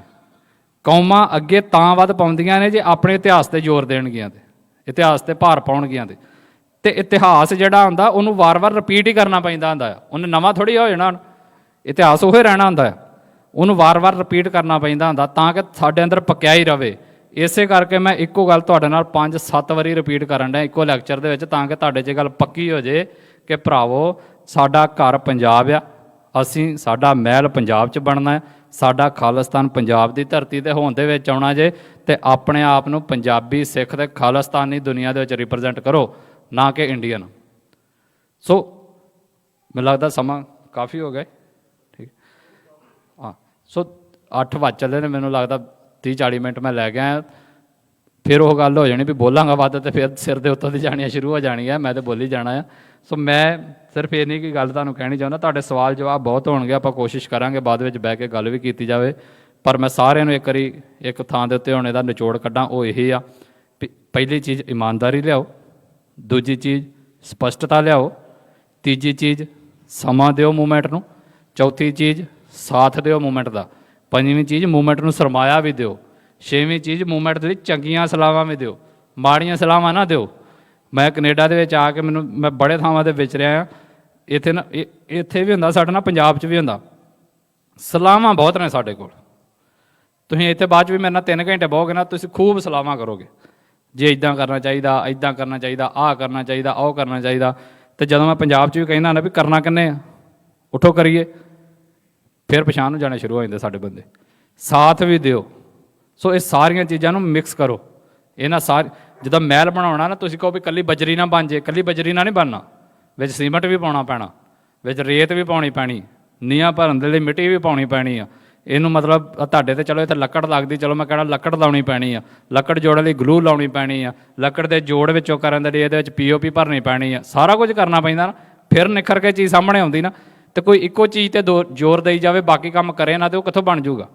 ਇੱਦਾਂ ਹੀ ਸਾਡਾ ਘਰ ਇਹਨਾਂ ਸਾਰੀਆਂ ਚੀਜ਼ਾਂ 'ਤੇ ਜ਼ੋਰ ਦਿੱਤਿਆ ਬਣਨਾ ਜੇ। ਅਤੇ ਇਹਨਾਂ ਸਾਰੀਆਂ ਚੀਜ਼ਾਂ ਤੋਂ ਤੁਸੀਂ ਜੋ ਯੋਗਦਾਨ ਪਾ ਸਕਦੇ ਹੋ ਪਾਓ। ਅਤੇ ਪੰਜਾਬ ਜੰਗ ਦਾ ਮੈਦਾਨ ਆ। ਹਾਲਾਂਕਿ ਅੱਜ ਤਾਂ ਸਾਰੀ ਦੁਨੀਆ ਜੰਗ ਦਾ ਮੈਦਾਨ ਆ। ਜਦੋਂ ਇੱਥੇ ਭਾਈ ਹਰਦੀਪ ਸਿੰਘ ਨਿੱਜਰ ਦੀ ਸ਼ਹਾਦਤ ਹੋ ਜਾਂਦੀ ਹੈ ਤਾਂ ਪ੍ਰੂਵ ਕਰਦਾ ਹੈ। ਪਰ ਜੰਗ ਦੇ ਮੈਦਾਨ 'ਚ ਵੀ ਨਾ 2 ਹਿੱਸੇ ਹੁੰਦੇ ਨੇ। ਇੱਕ ਹਿੱਸਾ ਹੁੰਦਾ ਜਿਹੜਾ ਬੰਦਾ ਬਿਲਕੁਲ ਅੱਗੇ ਹੋ ਕੇ ਲੜ ਰਿਹਾ, ਇੱਕ ਹਿੱਸਾ ਹੁੰਦਾ ਜਿਹੜਾ ਪਿੱਛੇ ਕੈਂਪਾਂ ਦੇ ਵਿੱਚ ਹੁੰਦਾ। ਆਪਾਂ ਸਾਰੇ ਪੰਜਾਬ 'ਚ ਆਏ, ਤੁਸੀਂ ਵੇਖਿਆ ਆਪਣੇ ਜਲੰਧਰ ਵੀ ਕੈਂਪ ਆ, ਅੰਮ੍ਰਿਤਸਰ ਵੀ ਕੈਂਟ ਆ, ਜਿਹਨੂੰ ਆਪਾਂ ਕੈਂਟ ਕਹਿੰਦੇ ਆ। ਉੱਥੇ ਆਰਮੀ ਬੈਠੀ ਹੈ ਚੁੱਪ ਕਰਕੇ। ਮੇਰਠ ਕੈਂਟ ਆ ਦਿੱਲੀ ਦੇ ਲਾਗੇ ਨਾ, ਉਹ ਆਰਮੀ ਜੰਗ ਨਹੀਂ ਲੜਨ ਦੀ, ਉਹ ਚੁੱਪ ਕਰਕੇ ਬੈਠੇ ਨੇ। ਪਰ ਉਹਦੇ ਬਾਵਜੂਦ ਵੀ ਉਸ ਆਰਮੀ 'ਚ ਇੱਕ ਡਿਸਿਪਲਿਨ ਆ। ਉਹ ਸਵੇਰੇ ਉਹਨਾਂ ਨੂੰ 5 ਵਜੇ ਠਾਲ ਲੈਂਦੇ, ਸੜਕ 'ਤੇ ਦੌੜਾਉਣਾ ਸ਼ੁਰੂ ਕਰਦੇ ਆ, ਪਰੇਡ ਕਰਾਉਂਦੇ ਨੇ, ਉਹਨਾਂ ਦੇ ਕੋਲੋਂ ਹਥਿਆਰ ਚਲਵਾਉਂਦੇ ਨੇ, ਉਹਨਾਂ ਨੂੰ ਇੱਕ ਡਿਊਟੀ ਦਿੰਦੇ ਨੇ, ਚਾਹੇ ਉਹਨਾਂ ਨੂੰ ਘਾਹ ਹੀ ਵੱਢਣ ਕਿ ਉਹਨਾਂ ਡਾਹ ਛੱਡਣ ਸਾਰੀ ਦਿਹਾੜੀ ਦਾਤਰੀ ਜੀ ਲੈ ਕੇ ਵੀ ਚੱਲ ਵੀ ਛਾਂਗ। ਮਤਲਬ ਵੀ ਫੌਜ ਦਾ ਕੰਮ ਇਕੱਲਾ ਬਾਰਡਰ 'ਤੇ ਲੜਨਾ ਥੋੜ੍ਹੀ ਆ। ਉਹ ਆਂਦੇ ਜੀ ਬਾਰਡਰ 'ਤੇ ਤਾਂ ਲੜੋਗੇ ਜੇ ਇਹਨੂੰ ਪਿੱਛੇ ਵੀ ਲੜਾਓਗੇ, ਤੇ ਇਹਨੂੰ ਲੜਨ ਜੋਗਾ ਕਰੋਗੇ। ਦੂਸਰੀ ਚੀਜ਼ ਹੁੰਦੀ ਹੈ ਜਿਹੜੇ ਬੰਦੇ ਬਿਲਕੁਲ ਬਾਰਡਰ 'ਤੇ ਬੈਠੇ ਹੁੰਦੇ। ਹੁਣ ਜਿਹੜਾ ਬਾਰਡਰ 'ਤੇ ਬੰਦਾ ਬੈਠਾ ਹੁੰਦਾ ਨਾ, ਉਹਦੀ ਇੱਕ ਚੀਜ਼ ਹੁੰਦੀ ਆ, ਉਹਨੂੰ ਸਵੇਰੇ 5 ਵਜੇ ਠਾਲ ਕੇ PT ਨਹੀਂ ਕਰਾਉਂਦੇ। ਹੋ ਤੁਹਾਡੇ ਜਿਹੜੇ ਬੰਦੇ ਨੇ ਆਪਣੇ ਜਿਹੜੇ ਫੌਜ 'ਚ ਭਰਤੀ ਨੇ ਨਾ, ਉਹਨਾਂ ਨੂੰ ਵੇਖਿਓ, ਜਿਹੜਾ ਬੰਦਾ ਗਲੇਸ਼ੀਅਰ 'ਚ ਬੈਠਾ, ਜਿਹੜਾ ਬੰਦਾ ਬਾਰਡਰ 'ਤੇ ਬੈਠਾ, ਉਹਨੂੰ ਸਵੇਰੇ 5 ਵਜੇ ਠਾਲ ਕੇ PT ਨਹੀਂ ਕਰਾਉਂਦੇ। ਪਰ ਉਸ ਬੈਠੇ ਹੋਏ ਬਾਰਡਰ 'ਤੇ ਬੰਦੇ ਨੂੰ ਹਥਿਆਰ ਚੰਗਾ ਜ਼ਰੂਰ ਦਿੰਦੇ ਆ ਵੀ ਭਰਾਵਾ ਤੇਰੇ ਕੋਲ ਹਥਿਆਰ ਚੰਗਾ ਹੋਊਗਾ ਨਾ, ਤੇ ਤੂੰ ਤਾਂ ਹੀ ਲੜ ਪਾਏਂਗਾ ਦੁਸ਼ਮਣ ਦੇ ਨਾਲ। ਭਾਵੇਂ ਉਹਨਾਂ ਨੂੰ ਹੈਲੀਕਾਪਟਰ ਦੇ ਨਾਲ ਕਿਉਂ ਨਾ ਉਹਨਾਂ ਨੂੰ ਰੋਟੀ ਦੇਣੀ ਪਵੇ, ਉਹਨਾਂ ਨੂੰ ਟਾਈਮ ਦੇ ਟਾਈਮ ਰੋਟੀ ਜ਼ਰੂਰ ਪਹੁੰਚਾਉਂਦੇ ਆ ਵੀ ਯਾਰ ਤੂੰ ਇੱਥੇ ਬੈਠਾ ਆ ਸਾਰੀ ਦਿਹਾੜੀ ਬਰਫ਼ ਦੇ ਵਿੱਚ, ਨਹੀਂ ਕੁਝ ਹੁੰਦਾ ਤੇ ਤਾਂ ਵੀ ਤੈਨੂੰ ਰੋਟੀ ਦਿੱਤੀ। ਹੋਰ ਤੇ ਹੋਰ ਉਹਨੂੰ ਇਹ ਵੀ ਕਹਿੰਦੇ ਆ ਵੀ ਤੂੰ ਇੱਥੇ ਨਾ ਸਵੇਰੇ 5 ਵਜੇ ਉੱਠ ਕੇ PT ਕਰਨੀ ਆ, ਨਾ ਇਹ ਪੱਕਾ ਹੀ ਆ ਵੀ ਸਵੇਰੇ ਤੋਂ ਅਜੇ ਜੰਗ ਲੱਗ ਜਾਣੀ ਜਾਂ ਗੋਲੀ ਚੱਲ ਪੈਣੀ। ਕਈ ਵਾਰੀ ਤਾਂ ਕਈ ਸਾਲ ਗੋਲੀ ਨਹੀਂ ਨਾ ਚੱਲਦੀ ਉਹਨਾਂ ਦੀ, ਪਰ ਉਹ ਬੈਠੇ ਹੁੰਦੇ ਨੇ ਉੱਥੇ ਬਾਰਡਰਾਂ ਦੇ ਉੱਤੇ। ਪਰ ਉਹਦੇ ਬਾਵਜੂਦ ਤੁਸੀਂ ਵੇਖੋ ਇੰਡੀਆ ਦੀ ਆਰਮੀ ਕੀ ਕਰਦੀ, ਇੱਥੇ ਦੀ ਆਰਮੀ ਵੀ ਇਵੇਂ ਕਰਦੀ ਹੋਏਗੀ। ਜਿਹੜਾ ਬੰਦਾ ਜੰਗ ਦੇ ਵਿੱਚ ਹੋਵੇ ਨਾ, ਜਿਹੜਾ ਬੰਦਾ ਬਾਰਡਰ 'ਤੇ ਹੋਵੇ, ਜਿਹੜਾ ਬੰਦਾ ਫਰੰਟ ਲਾਈਨ 'ਤੇ ਹੋਵੇ, ਉਹਨੂੰ ਹਥਿਆਰ ਵੀ ਮੁਹੱਈਆ ਕਰਾਏ ਜਾਂਦੇ ਨੇ, ਉਹਦੇ ਢਿੱਡ ਵੀ ਭਰਿਆ ਜਾਂਦਾ ਆ, ਤੇ ਹੋਰ ਉਹਦਾ ਪਿੱਛੇ ਘਰ ਚਲਾਉਣ ਦੇ ਲਈ ਤਨਖਾਹ ਵੀ ਵੱਧ ਦਿੱਤੀ ਜਾਂਦੀ ਹੈ। ਇਹ ਗੱਲਾਂ ਸਮਾਜ 'ਚੋਂ ਉੱਦਾਂ ਹੀ ਨਹੀਂ ਆਈਆਂ। ਜੇ ਕੋਈ ਪਿੱਛੇ ਵਾਲਾ ਹੋਵੇ, ਉਹ ਕਵੇ ਯਾਰ ਮੈਂ ਸਵੇਰੇ 5 ਵਜੇ ਠਾਲ ਲੈਂਦੇ, ਸਾਰੀ ਦਿਹਾੜੀ ਮੈਨੂੰ ਘਾਹ ਪਟਾਉਂਦੇ ਰਹਿੰਦੇ ਆ, ਉਹ ਤਾਂ ਉੱਥੇ ਬਰਫ਼ 'ਚ ਚੁੱਪ ਕਰਕੇ ਬੈਠਾ ਵਾ, ਸਵੇਰੇ ਉੱਠਦਾ ਸ਼ਾਮ ਨੂੰ ਸੌਂ ਜਾਂਦਾ, ਪੈਸੇ ਉਹਨੂੰ ਵੱਧ ਦੇਈ ਜਾਂਦੇ, ਪਸੀਨਾ ਸਾਰੀ ਦਿਹਾੜੀ ਮੇਰਾ ਨਿਕਲਦਾ। ਪਰ ਉਹ ਕਹਿੰਦੇ ਨਹੀਂ, ਤੇਰੀ ਮਿਹਨਤ ਆਪਣੀ ਜਗ੍ਹਾ, ਜਿਹੜੀ ਜਗ੍ਹਾ 'ਤੇ ਉਹ ਬੈਠੇ ਨੇ ਨਾ, ਉਸ ਗੱਲ ਦਾ ਮੁੱਲ ਆ। ਤੁਹਾਡਾ ਇੱਥੇ ਖੂਨ ਪਸੀਨਾ ਇੱਕ ਜਗ੍ਹਾ, ਪਰ ਜਿਹੜੇ ਪੰਜਾਬ ਬੈਠੇ ਨੇ ਨਾ, ਉਹਨਾਂ ਦੇ ਜੰਗ ਦੇ ਮੈਦਾਨ ਦੇ ਵਿੱਚ ਉਹਦਾ ਆਪਣਾ ਇੱਕ ਮੁੱਲ ਆ। ਅਤੇ ਜੇ ਪੰਜਾਬ ਬੈਠੇ ਲੋਕਾਂ ਨੂੰ ਤੁਸੀਂ ਜੰਗ ਦੇ ਸਮਰੱਥ ਨਹੀਂ ਬਣਾਓਗੇ, ਤਾਂ ਦੁਸ਼ਮਣ ਜਦੋਂ ਜੀ ਕਰੇਗਾ ਧੌਣੋਂ ਫੜ ਲਏਗਾ। ਜਦੋਂ ਆਪਣੇ ਕਹਿ ਦਿੰਦੇ ਨਾ ਵੀ ਚਾਈਨਾ ਵਾਲੇ ਆਏ ਸੀ ਅਤੇ ਇਹਨਾਂ ਨੂੰ ਬੇਸਬਾਲਾਂ ਨਾਲ ਕੁੱਟ ਗਏ, ਕਿਉਂਕਿ ਸਮਰੱਥ ਹੀ ਨਹੀਂ ਹੈਗੇ ਇਹਨੇ। ਪੰਜਾਬ ਦੇ ਵਿੱਚ ਬੈਠੇ ਜਿਹੜੇ ਸਾਡੇ ਵਰਗੇ ਸਿਪਾਹੀ ਨੇ, ਜੇ ਉਹਨਾਂ ਦੇ ਕੋਲ ਚੰਗੇ ਹਥਿਆਰ ਤੋਂ ਮਤਲਬ ਹੁਣ ਸਿੱਧਾ AK-47 ਨਾ ਸਮਝ ਲਿਓ। ਹਥਿਆਰ ਤੋਂ ਮੇਰਾ ਕਹਿਣ ਦਾ ਮਤਲਬ ਹੁੰਦਾ ਤੁਹਾਡੀ ਹਰ ਚੀਜ਼ ਹਥਿਆਰ ਆ, ਤੁਹਾਡੇ ਬੋਲ ਵੀ ਹਥਿਆਰ ਹੁੰਦੇ ਨੇ, ਤੁਹਾਡਾ ਹਰ ਇੱਕ ਫੀਲਡ ਜਿਹੜੀ ਆ ਉਹ ਹਥਿਆਰ ਹੁੰਦਾ ਆ। ਜੇ ਤੁਹਾਡੇ ਕੋਲ ਪੰਜਾਬ ਦੇ ਵਿੱਚ ਬੈਠੇ ਸਿਪਾਹੀਆਂ ਦੇ ਕੋਲ ਲੜਨ ਦੇ ਲਈ ਪੂਰੇ ਸਾਧਨ ਨਹੀਂ ਨਾ ਹੈਗੇ, ਤੇ ਇਹ ਜੰਗ ਹਾਰਾਂਗੇ। ਤੁਸੀਂ ਮੇਰਠ ਇਹ ਜਿੰਨੇ ਮਰਜ਼ੀ ਵੱਡੇ ਤੋਂ ਵੱਡੇ ਹਥਿਆਰ ਸਾਂਭੀ ਫਿਰਨ, ਜੇ ਪਾਕਿਸਤਾਨ ਦੇ ਜਾਂ ਚਾਈਨਾ ਦੇ ਬਾਰਡਰ 'ਤੇ ਬੈਠਿਆਂ ਦੇ ਮੋਢਿਆਂ ਦੇ ਉੱਤੇ ਹਥਿਆਰ ਚੰਗਾ ਨਹੀਂ ਨਾ ਹੈਗਾ, ਤੇ ਉਹ ਪਿੱਛੇ ਮੇਰਠ ਵਾਲੇ ਬਾਰਡਰ 'ਤੇ ਕਿਸੇ ਕੰਮ ਨਹੀਂ ਗੇ। ਤੁਸੀਂ ਇੱਧਰ ਜਿੱਡੇ ਮਰਜ਼ੀ ਮਹਿਲ ਪਾ ਲਓ, ਜਿੰਨੀਆਂ ਮਰਜ਼ੀ ਇੱਧਰ ਇਨਵੈਸਟਮੈਂਟ ਕਰ ਲਓ, ਜੇ ਪੰਜਾਬ ਦੇ ਵਿੱਚ ਬੈਠੇ ਸਿਪਾਹੀਆਂ ਦੇ ਕੋਲ ਪੂਰੀ ਸਮਰੱਥਾ ਤੇ ਉਹਨਾਂ ਦੇ ਕੋਲ ਪੂਰਾ ਸਰਮਾਇਆ ਜਾਂ ਪੂਰੀ ਚੀਜ਼ ਜਿਹੜੀ ਜੰਗ ਲੜਨ ਦੇ ਲਈ ਚਾਹੀਦੀ ਆ ਉਹ ਨਹੀਂ ਨਾ ਹੈਗੀ, ਤੇ ਅਸੀਂ ਜੰਗ ਹਾਰਾਂਗੇ। ਇਹ ਹੋਏਗਾ ਸਾਡੇ ਨਾਲ। ਤੇ ਇਹ ਕੋਈ ਲਾਲਚ ਨਹੀਂ ਹੁੰਦਾ। ਬਹੁਤੇ ਪ੍ਰਚਾਰਕ ਸਾਡੇ ਆ ਕੇ ਬੋਲਦੇ ਨਹੀਂਗੇ, ਉਹਨਾਂ ਨੂੰ ਇਹ ਸਾਡੀ ਮਜਬੂਰੀ ਵੀ ਆ। ਜੇ ਮੈਂ ਤੁਹਾਨੂੰ ਕਹਿ ਦਾਂ ਜੀ ਸਾਨੂੰ ਸਰਮਾਇਆ ਚਾਹੀਦਾ, ਤੁਸੀਂ ਕਹੋਗੇ ਮੰਗਣ ਆ ਗਿਆ, ਇੱਦਾਂ ਹੀ ਕਹੋਗੇ। ਪਰ ਮੈਂ ਫੇਰ ਇਹ ਕਹਿ ਰਿਹਾ ਜ਼ਰੂਰੀ ਹੁੰਦਾ ਆ। ਜਿੱਥੇ ਤੁਹਾਡਾ ਸਾਥ ਜ਼ਰੂਰੀ, ਉੱਥੇ ਤੁਹਾਡਾ ਸਰਮਾਇਆ ਵੀ ਜ਼ਰੂਰੀ ਹੈ। ਮੂਵਮੈਂਟਸ ਦੁਨੀਆ ਦੀਆਂ ਸਰਮਾਏ ਤੋਂ ਬਿਨਾਂ ਨਹੀਂ ਚੱਲਦੀਆਂ। ਇਹ ਦਿਓ, ਇਹ ਬੇਸ਼ਰਮੀ ਨਾਲ ਦਿਓ, ਇਹ ਮੰਨ ਕੇ ਦਿਓ ਵੀ ਇਹ ਮਿੱਟੀ ਹੋਣਾ ਹੈ। ਇਹ ਸਾਡੀ ਨਾ ਬਾਹਰ ਵਾਲੇ ਦੀ ਹੋਰ ਇੱਕ ਸਮੱਸਿਆ ਜਿਹੜੀ ਮੈਂ ਫੇਸ ਕਰਦਾ ਉਹ ਇਹ ਆ, ਖੈਰ ਜਦੋਂ ਬਾਹਰ ਵਾਲੇ ਕਹਿੰਦਾ ਤੇ ਇਹ ਨਾ ਸੋਚੋ ਮੈਂ ਤੁਹਾਨੂੰ ਆਪਣੇ ਕੌਮ ਚੋਂ ਬਾਹਰ ਕੱਢਤਾ, ਮਤਲਬ ਜਿਹੜੇ ਵਿਦੇਸ਼ਾਂ 'ਚ ਤੁਸੀਂ ਬੈਠੇ ਹੋ। ਪੰਜਾਬ ਵਾਲਿਆਂ ਦੀਆਂ ਵੀ 100 ਸਮੱਸਿਆਵਾਂ ਨੇ, ਸਾਡੇ ਸੁਭਾਅ 'ਚ ਵੀ ਸਮੱਸਿਆਵਾਂ ਹੋਣਗੀਆਂ। ਪਰ ਜਿਹੜੀ ਚੀਜ਼ ਮੈਂ ਤੁਹਾਡੇ ਨਾਲ ਸਾਂਝੀ ਕਰਨੀ ਚਾਹੁੰਦਾ ਉਹ ਇਹ ਆ ਕਿ ਪੰਜਾਬ ਦੀ ਗਰਾਊਂਡ ਦੀ ਰਿਐਲਿਟੀ ਨੂੰ ਸੋਸ਼ਲ ਮੀਡੀਆ ਦੇ ਰਾਹੀਂ ਵੇਖਣਾ ਬੰਦ ਕਰੋ। ਪਹਿਲੀ ਗੱਲ ਤੇ ਮੇਰੀ ਤੁਹਾਨੂੰ ਬੇਨਤੀ ਹੈ, ਸੋਸ਼ਲ ਮੀਡੀਆ ਦੀ ਦੁਨੀਆ 'ਚ ਬਾਹਰ ਨਿਕਲੋ ਯਾਰ। ਅੱਜ ਦੀ ਦੁਨੀਆ ਦੇ ਵਿੱਚ ਸੋਸ਼ਲ ਮੀਡੀਆ ਸਾਨੂੰ ਲੱਗਦਾ ਕਿ ਸਾਡੇ ਹੱਥ 'ਚ ਆ, ਪਰ ਅੱਜ ਹੈ ਨਹੀਂਗਾ। ਤੁਸੀਂ ਜਿੰਨੇ ਸਾਡੇ ਐਕਟਿਵਿਸਟ ਨੇ, ਜਿੰਨੇ ਚਾਹੇ ਪੰਜਾਬ 'ਚ ਨੇ ਚਾਹੇ ਤੁਹਾਡੇ ਕੋਲ ਇੱਥੇ ਨੇ, ਉਹਨਾਂ ਦੀ ਇੱਕ ਚੀਜ਼ ਨੋਟ ਕਰੋ, ਹਿੰਦੁਸਤਾਨ ਦੀ ਸਰਕਾਰ ਨੇ ਸਭ ਖਾਤੇ ਬੰਦ ਕੀਤੇ ਹੋਏ ਨੇ। ਕਿਉਂ? ਕਿਉਂਕਿ ਉਹਨਾਂ ਕੋਲ ਕੰਟਰੋਲ ਆ। ਜਿਹੜੇ ਖਾਤੇ ਨਹੀਂ ਬੰਦ ਤੇ ਸਾਨੂੰ ਲੱਗਦਾ ਆ ਕਿ ਨਹੀਂ ਜੀ ਬੜੀ ਪੰਥ ਦੀ ਚੜ੍ਹਦੀ ਕਲਾ ਦੀ ਗੱਲ ਹੋਣ ਡਈ ਆ, ਉਹਨੂੰ ਕਿਤੇ ਨਾ ਕਿਤੇ ਤੁਸੀਂ ਤੋਲ ਕੇ ਜ਼ਰੂਰ ਵੇਖੋ ਵੀ ਉਹਨਾਂ ਖਾਤਿਆਂ ਦੇ ਵਿੱਚ ਦੁਫਾੜ ਆ। ਉਹ ਬੜੀਆਂ ਅਜੀਬ ਜਿਹੀਆਂ ਗੱਲਾਂ ਉਹਨਾਂ ਖਾਤਿਆਂ ਤੋਂ ਹੋ ਰਹੀਆਂ ਨੇ ਵੀ ਪੰਥ ਆਪਸ 'ਚ ਉਲਝਿਆ ਫਿਰਦਾ ਆ। ਸੋ ਮੇਰਾ ਕਹਿਣ ਦਾ ਮਤਲਬ ਤੁਹਾਨੂੰ ਵੀ ਤੁਸੀਂ ਪੰਜਾਬ ਤੋਂ ਸਾਰੇ ਆਏ ਹੋ, ਅਸੀਂ ਵੀ ਸਾਰੇ ਪੰਜਾਬ ਦੇ ਹਾਂ, ਸਿੱਧਾ ਰਾਬਤਾ ਰੱਖੋ ਇੱਕ ਦੂਜੇ ਦੇ ਨਾਲ।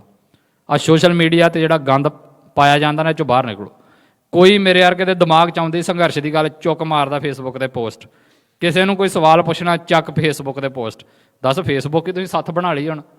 ਸਿੱਧੀ ਗੱਲ ਕਰੋ ਯਾਰ ਬੰਦੇ ਦੇ ਨਾਲ, ਜਿਹਦੇ ਨਾਲ ਤੁਹਾਨੂੰ ਕੋਈ ਸਵਾਲ ਆ, ਜਿਹਦੇ ਤੋਂ ਤੁਹਾਨੂੰ ਲੱਗਦਾ ਵੀ ਨਹੀਂ ਉਹਦੇ ਕੰਮ ਕਰਨ ਦਾ ਤਰੀਕਾ ਠੀਕ ਨਹੀਂ ਹੈ, ਸਿੱਧਾ ਫੋਨ ਕਰ ਲਓ, ਸਿੱਧਾ ਰਾਬਤਾ ਕਰੋ ਉਹਦੇ ਨਾਲ। ਪਰ ਨਹੀਂ, ਉੱਥੇ ਤੁਸੀਂ ਵੇਖੋ ਫੇਸਬੁੱਕ 'ਤੇ ਉਹ ਕਹਿਣਗੇ ਨਹੀਂ ਜੀ ਇੱਥੇ ਸਾਰੀ ਸੰਗਤ ਦੇ ਵਿੱਚ ਜਵਾਬ ਦਿਓ ਜੀ। ਬੜੇ ਅਜੀਬ ਜਿਹੇ ਤਰਕ ਨੇ ਯਾਰ ਦੁਨੀਆ ਦੇ। ਤੁਸੀਂ ਘਰ ਦੀ ਲੜਾਈ ਵੀ ਫੇਸਬੁੱਕ 'ਤੇ ਪਾਉਂਦੇ ਹੋ। ਤੁਹਾਡੀ ਘਰ ਵਾਲੀ ਨਾਲ ਨਹੀਂ ਬਣਦੀ ਤੇ ਫੇਸਬੁੱਕ 'ਤੇ ਪੋਸਟ ਪਾ ਦਿੰਦੇ ਹੋ ਵੀ ਅੱਜ ਮੈਂ ਘਰ ਵਾਲੀ ਨੂੰ ਕੁੱਟਿਆ ਜਾਂ ਮੈਂ ਘਰ ਵਾਲੀ ਕੋਈ ਛਿੱਤਰ ਖਾਦੇ ਨੇ। ਉਹ ਨਹੀਂ ਪਾਉਣੀ ਅਸੀਂ। ਪੰਥ ਦੀ ਕੋਈ ਗੱਲ ਜਿਹਦੇ ਵਿੱਚ ਦਫਾੜ ਹੈ, ਚੁੱਕ ਫੇਸਬੁੱਕ 'ਤੇ ਮਾਰਦੇ ਅਸੀਂ। ਇਹ ਫੇਸਬੁੱਕ ਵਾਲੀ ਦੁਨੀਆ 'ਚ ਬਾਹਰ ਨਿਕਲੋ। ਆ ਟਿਕਟੋਕ, ਤੁਹਾਡੇ ਤੇ ਇੱਧਰ ਟਿਕਟੋਕ ਬੜਾ ਚੱਲਦਾ, ਵਰਤੋ ਇਹਨਾਂ ਚੀਜ਼ਾਂ ਨੂੰ, ਬਟ ਇਹਨਾਂ ਦੇ ਵਿੱਚ ਹੀ ਨਾ ਵੜ ਜਾਓ। ਸੰਘਰਸ਼ ਇਹਦੇ ਵਿੱਚ ਨਹੀਂ ਪਿਆ, ਸੰਘਰਸ਼ ਤੋਂ ਬਾਹਰ ਪਿਆ ਆ। ਸੋ ਉਹਦੇ ਵਿੱਚ ਆਓ। ਸਾਡੇ ਸਿੱਧੇ ਰਾਬਤੇ ਹੋਣੇ ਚਾਹੀਦੇ ਨੇ, ਖਾਸ ਤੌਰ 'ਤੇ ਨੌਜਵਾਨਾਂ ਦੇ। ਔਰ ਨੌਜਵਾਨੋ, ਸੰਘਰਸ਼ ਲੰਮਾ ਲੜਨ ਦੇ ਲਈ ਤਿਆਰ ਰਹੋ। ਜਿਹੜੀ ਗੱਲ ਮੈਂ ਪਹਿਲਾਂ ਵੀ ਕਹੀ ਸੀ, ਇੰਨੇ ਕੁ ਜੋਸ਼ੀਲੇ ਰਹੋ ਵੀ ਤੁਸੀਂ ਕਹੋ ਵੀ ਅਸੀਂ ਕੱਲ੍ਹ ਹੀ ਆਜ਼ਾਦੀ ਲੈ ਲੈਣੀ ਆ, ਪਰ ਮਨਾਂ ਦੇ ਵਿੱਚ ਇੰਨਾ ਸਬਰ ਤੇ ਸੰਤੋਖ ਵੀ ਰੱਖ ਲਓ ਵੀ ਜੇ ਸਾਰੀ ਉਮਰ ਵੀ ਲੱਗ ਜੇ ਉਸ ਜੋਸ਼ ਦੇ ਨਾਲ ਤੇ ਆਜ਼ਾਦੀ ਨਹੀਂ ਮਿਲੇ ਤਾਂ ਕੋਈ ਗੱਲ ਨਹੀਂ, ਅਗਲੀ ਪੀੜ੍ਹੀ ਤੱਕ ਗੱਲ ਤੋਰੋ। ਸੋ ਲੰਬਾ ਸੰਘਰਸ਼ ਤਾਂ ਲੜੋਗੇ ਜੇ ਤੁਹਾਡੇ ਅੰਦਰ ਕਮਿਟਮੈਂਟ ਹੋਏਗੀ। ਤੇ ਸਾਡੇ ਬਜ਼ੁਰਗਾਂ 'ਚ ਸੀਗੀ, ਮੈਂ ਇਹ ਚੀਜ਼ ਵੇਖੀ ਆ। ਇਹਨਾਂ ਨੂੰ ਅੱਜ ਕੱਲ੍ਹ ਗਾਲਾਂ ਬਹੁਤ ਪੈਂਦੀਆਂ ਨੇ, ਜਿਹੜੇ ਪੁਰਾਣੇ ਖਾਲਿਸਤਾਨੀ ਨੇ ਨਾ। ਹਾਲਾਂਕਿ ਖਾਲਿਸਤਾਨੀ ਪੁਰਾਣਾ ਤੇ ਨਵਾਂ ਨਹੀਂ ਹੁੰਦਾ, ਵੀ ਜਿਨ੍ਹਾਂ ਨੇ ਪਹਿਲਾਂ ਸੰਘਰਸ਼ ਕੀਤਾ ਸੀ, ਅੱਜ ਕੱਲ੍ਹ ਦੇ ਨੌਜਵਾਨ ਨੇ ਉਹਨਾਂ ਨੂੰ ਗਾਲਾਂ ਬਹੁਤ ਕੱਢੀਆਂ। ਇਹ ਬੁੱਢਿਆਂ ਨੇ ਕੁਛ ਨਹੀਂ ਕੀਤਾ, ਇਹਨਾਂ ਕੋਲ ਕੁਛ ਨਹੀਂ ਹੁੰਦਾ, ਇਹ ਮਤਲਬ ਇੰਨੇ ਗੰਦੇ ਸ਼ਬਦ ਵਰਤਦੇ ਅਸੀਂ ਵੀ ਇਹ ਅਖੌਤੀ ਪੰਥਕ ਨੇ, ਇਹ ਸਰਕਾਰੀ ਨੇ, ਇਹ ਰਲ ਗਏ ਨੇ, ਜਿੰਨਾ ਕੁ ਸਰਕਾਰ ਇਹਨਾਂ ਨੂੰ ਬੋਲਣ ਨੂੰ ਕਹਿੰਦੀ ਉਹਨਾਂ ਕੁ ਬੋਲਦੇ ਨੇ, ਫਲਾਣਾ ਢੀਂਗ ਆ। ਬੜਾ ਅਸੀਂ ਜਲੀਲ ਕੀਤਾ ਇਹਨਾਂ ਨੂੰ। ਪਰ ਮੈਂ ਇੱਕ ਚੀਜ਼ ਵੇਖੀ ਆ, ਇਹਨਾਂ ਨੇ ਸਾਰੀਆਂ ਗਾਲਾਂ ਖਾ ਕੇ ਵੀ ਨਾ ਆਪਣੀ ਕਮਿਟਮੈਂਟ ਨਹੀਂ ਛੱਡੀ। ਇਹ ਰਹੇ ਅੱਜ ਵੀ ਪੱਕੇ ਖਾਲਿਸਤਾਨੀ ਨੇ। ਇੱਥੇ ਦੇ ਨੌਜਵਾਨ ਜਿਹਨੂੰ ਵਿਚਾਰਾ ਇੱਕ ਵਾਰੀ ਤੁਰਦਾ, ਕੱਲ੍ਹ ਨੂੰ ਕੇਸ ਪੈ ਜੇ, ਪਰਸੋਂ ਕਹਿਣਾ ਸ਼ੁਰੂ ਕਰ ਦਿੰਦਾ ਵੀ ਮੈਂ ਕੀ ਲੈਣਾ ਖਾਲਿਸਤਾਨ ਤੋਂ। ਸਾਡੇ 'ਚ ਕਮਿਟਮੈਂਟ ਨਹੀਂ ਹੈਗੀ, ਸਾਡੇ 'ਚੋਂ ਦ੍ਰਿੜਤਾ ਨਹੀਂ ਹੈਗੀ ਅਜੇ। ਸੋ ਦ੍ਰਿੜਤਾ ਆਏਗੀ ਜੇ ਲੰਮੀ ਦੌੜ ਲੜਨ ਲਈ ਤਿਆਰ ਹੋਵਾਂਗੇ। ਸਾਡੇ ਬੰਦੇ ਤੁਸੀਂ ਵੇਖੋ, 40-40 ਸਾਲਾਂ ਤੋਂ ਮੈਂ ਉਹੋ ਜਿਹੇ ਬੰਦਿਆਂ ਨੂੰ ਵੀ ਜਾਣਦਾ ਜਿਨ੍ਹਾਂ ਨੇ PhDਆਂ ਕੀਤੀਆਂ ਚੰਗੀਆਂ ਨੌਕਰੀਆਂ 'ਤੇ ਹੀ, ਜਿਹੜੇ ਚੰਗੀਆਂ ਅਖਬਾਰਾਂ ਦੇ ਵਿੱਚ ਐਡੀਟਰ ਲੱਗ ਸਕਦੇ ਸੀ। ਉਹਨਾਂ ਨੂੰ ਆਏ ਵੀ ਆਫਰ ਵੀ ਲੱਗੋ ਆ ਕੇ ਐਡੀਟਰ, ਉਹ ਨਹੀਂ ਲੱਗੇ। ਸਿਰਫ ਇਸ ਗੱਲ 'ਤੇ ਵੀ ਨਹੀਂ ਯਾਰ ਸਾਡੀ ਇਹ ਲਾਈਨ ਨਹੀਂ ਕਿ ਸਾਡੀ ਲਾਈਨ ਖਾਲਿਸਤਾਨ ਬਣਾਉਣ ਦੀ ਆ। ਅਤੇ ਸਾਡੇ ਵਰਗੇ ਜਿਨ੍ਹਾਂ ਨੂੰ ਨਿੱਕੀ ਜਿਹਾ ਇੱਕ ਆਫਰ ਮਿਲਦਾ ਨਾ, ਅਸੀਂ ਝੱਟ ਖਾਲਿਸਤਾਨ ਦੀ ਲਾਈਨ ਛੱਡ ਕੇ ਤੇ ਦੂਜੇ ਰਾਹ ਤੁਰ ਪੈਂਦੇ। ਸੋ ਇਸ ਕਮਿਟਮੈਂਟ ਨੂੰ ਵਧਾਓ। ਸਮਾਂ ਵਧੇਰਾ ਹੋ ਗਿਆ, ਗੱਲਾਂ ਜਿੰਨੀਆਂ ਮਰਜ਼ੀ ਖਿੱਚੀ ਚੱਲੋ, ਪਰ ਅਖੀਰ ਤੇ ਫਿਰ ਮੈਂ ਉਹੀ ਇੱਕੋ ਬੇਨਤੀ ਤੁਹਾਨੂੰ ਕਰਕੇ ਜਿਹੜਾ ਤੁਹਾਡੇ ਤੋਂ ਮਾਫੀ ਮੰਗਾ, ਆਪਣੇ ਆਪ ਨੂੰ ਖਾਲਿਸਤਾਨੀ ਪੇਸ਼ ਕਰੋ, ਆਪਣੇ ਆਪ ਨੂੰ ਪੰਜਾਬੀ ਪੇਸ਼ ਕਰੋ, ਆਪਣੇ ਆਪ ਨੂੰ ਸਿੱਖ ਪੇਸ਼ ਕਰੋ। ਹਿੰਦੁਸਤਾਨ ਦੇ ਨਾਲੋਂ ਜਿੱਥੋਂ ਜਿੱਥੋਂ ਨਾਤਾ ਤੋੜ ਸਕਦੇ ਹੋ ਤੋੜੋ, ਜਿੱਥੇ ਸਾਡੀਆਂ ਮਜਬੂਰੀਆਂ ਨੇ ਉਹ ਰੱਖੋ, ਪਰ ਜਿੱਥੇ ਸਾਡੀਆਂ ਚੋਇਸਿਸ ਨੇ ਉਹਨਾਂ ਚੋਇਸਿਸ ਦੇ ਵਿੱਚੋਂ ਹਿੰਦੁਸਤਾਨ ਨੂੰ ਆਪਣੇ ਸਿਰਾਂ ਦੇ ਉੱਤੋਂ ਥੱਲੇ ਕਰੋ। ਨਾ ਇਹ ਤਿਰੰਗਾ ਸਾਡਾ ਆ, ਨਾ ਇਹਦਾ ਸੰਵਿਧਾਨ ਸਾਡਾ ਆ, ਨਾ ਇਹਦੇ ਵੱਲੋਂ ਬਣਾਏ ਗਏ ਕਾਨੂੰਨ ਸਾਡੇ ਨੇ। ਇਹ ਸਾਰੀਆਂ ਚੀਜ਼ਾਂ ਸਿਰਫ ਤੇ ਸਿਰਫ ਸਾਨੂੰ ਦਬਲਣ ਲਈ ਰੱਖੀਆਂ ਗਈਆਂ ਨੇ। ਖਾਸ ਤੌਰ 'ਤੇ ਜਿਹੜੇ ਦੁਆਬੇ 'ਚੋਂ ਆਏ ਹੋ, ਤੁਸੀਂ ਇੱਕ ਹੋਰ ਚੀਜ਼ ਮਹਿਸੂਸ ਕਰਦੇ ਹੋ ਵੀ ਤੁਹਾਡੀ ਉੱਥੇ ਆਲੇ ਦੁਆਲੇ ਦੀ ਕਮਿਊਨਿਟੀ ਦੇ ਵਿੱਚ ਅੰਬੇਦਕਰ ਸਾਹਿਬ ਦੇ ਨਾਂ ਦੇ ਉੱਤੇ ਬੜਾ ਜ਼ਹਿਰ ਘੋਲਿਆ ਜਾਂਦਾ ਹੈ। ਸੋ ਉਹਨਾਂ ਚੀਜ਼ਾਂ ਨੂੰ ਵੀ ਇੱਕ ਆਪਣੀ ਵੱਖਰੀ ਲੜੀ ਆ ਜਿਹਨੂੰ ਫੋਲਿਆ ਜਾ ਸਕਦਾ ਆ। ਸੋ ਉਹਨਾਂ ਸਾਰੀਆਂ ਚੀਜ਼ਾਂ ਬਾਹਰ ਨਿਕਲੋ, ਆਪਣੇ ਆਂਢ ਗੁਆਂਢ ਘਰ ਤੋਂ ਸ਼ੁਰੂ ਕਰੋ ਪਹਿਲਾਂ, ਫਿਰ ਰਿਸ਼ਤੇਦਾਰੀਆਂ ਦੇ ਵਿੱਚ ਇਹ ਗੱਲ ਲੈ ਕੇ ਜਾਓ ਵੀ ਯਾਰ ਨਹੀਂ, ਆਜ਼ਾਦੀ ਲੈਣੀ, ਕਿਵੇਂ ਲੈਣੀ, ਕਦੋਂ ਲੈਣੀ, ਕਿੰਨੇ ਲੈਣੀ, ਇਹ ਬਾਅਦ ਦੀ ਗੱਲ। ਪਹਿਲਾਂ ਕਹੋ ਤਾਂ ਸਹੀ ਵੀ ਲੈਣੀ ਆ, ਕਹਿਣਾ ਤਾਂ ਸ਼ੁਰੂ ਕਰੋ ਯਾਰ ਵੀ ਅਸੀਂ ਖਾਲਿਸਤਾਨ ਬਣਾਉਣਾ ਆ। ਵੱਡਾ ਬਣਨਾ, ਨਿੱਕਾ ਬਣਨਾ, ਅਮੀਰ ਬਣਨਾ, ਗਰੀਬ ਬਣਨਾ, ਸੋਹਣਾ ਬਣਨਾ, ਮਾੜਾ ਬਣਨਾ, ਕਾਤਲ ਹੋਣੇ ਨੇ ਉੱਥੇ ਜਾਂ ਸ਼ਾਂਤੀ ਨਾਲ ਰਹਿਣ ਵਾਲੇ ਹੋਣੇ ਨੇ, ਉਹ ਤਾਂ ਬਾਅਦ ਦੀਆਂ ਗੱਲਾਂ ਨੇ। ਪਹਿਲਾਂ ਕਹੋ ਤਾਂ ਸਹੀ ਲੈਣਾ ਆ। ਸੋ ਗੱਲ ਪੈਨ ਵੀ ਚੱਲਣਾ ਇਹਨਾਂ ਦੇ ਇੱਕ ਪੁਆਇੰਟ ਤੋਂ ਚੱਲਦਾ ਹੈ। ਉਹ ਪੁਆਇੰਟ ਇਹੀ ਆ ਵੀ ਅਸੀਂ ਖਾਲਿਸਤਾਨ ਲੈਣਾ ਜ਼ਰੂਰ ਆ। ਸੋ ਉਹਦੇ ਲਈ ਬੇਸ਼ੱਕ ਸਾਡੀਆਂ ਪੀੜ੍ਹੀਆਂ ਲੱਗਣ, ਬੇਸ਼ੱਕ ਕੁਝ ਵੀ ਲੱਗੇ, ਉਹਦੇ ਲਈ ਸਾਡੀ ਕਮਿਟਮੈਂਟ ਜਿਹੜੀ ਆ ਉਹ ਪੱਕੀ ਹੋਣੀ ਚਾਹੀਦੀ। ਸੋ ਇੰਨੀਆਂ ਗੱਲਾਂ ਦੇ ਨਾਲ ਮੈਂ ਤੁਹਾਡੇ ਸਾਰਿਆਂ ਤੋਂ ਖਿਮਾ ਮੰਗਦਾ। ਜੇ ਬੋਰ ਕੀਤਾ ਹੋਵੇ ਤਾਂ ਮਾਫ ਕਰ ਦਿਆ ਜੇ, ਕੋਈ ਗੱਲ ਚੰਗੀ ਲੱਗੀ ਹੋਵੇ ਤਾਂ ਭਰਾਵੋ ਪੱਲੇ ਬੰਨ੍ਹ ਕੇ ਨਾਲ ਲੈ ਜਾਓ, ਨਹੀਂ ਚੰਗੀ ਲੱਗੀ ਤਾਂ ਇੱਥੇ ਜਿੱਦਾਂ ਉੱਠਦਾ ਨਾ ਆਪਾਂ ਖੇਤਾਂ 'ਚੋਂ ਕੇਰੀ ਉੱਠਦੇ, ਸਾਡੇ ਬੰਦੇ ਤਾਂ ਐਂ ਕੁੜਤਾ ਝਾੜਦੇ ਆ ਨਾ, ਝਾੜ ਕੇ ਤਾਂ ਇੱਥੇ ਸਾਰਾ ਕੁਝ ਸੁੱਟ ਜਿਓ। ਪਰ ਜਿੰਨਾ ਕੁ ਜੇ ਕੋਈ ਚੰਗਾ ਲੱਗਾ ਆ ਤਾਂ ਦਿਮਾਗ 'ਚ ਪਾ ਕੇ ਜ਼ਰੂਰ ਲੈ ਜਾਓ, ਪਰ ਆਪਣੇ ਆਪ ਨੂੰ ਪੱਕੇ, ਦ੍ਰਿੜ, ਇਮਾਨਦਾਰ ਖਾਲਿਸਤਾਨੀ ਬਣਾਓ। ਇੰਨੀਆਂ ਗੱਲਾਂ ਦੇ ਨਾਲ ਖਿਮਾ ਦਾ ਜਾ ਚੁੱਕਾ, ਹੋਈਆਂ ਬੇਅੰਤ ਭੁੱਲਾਂ ਚੁੱਕਾਂ ਦੀ ਖਿਮਾ। ਵਾਹਿਗੁਰੂ ਜੀ ਕਾ ਖਾਲਸਾ, ਵਾਹਿਗੁਰੂ ਜੀ ਕੀ ਫਤਿਹ।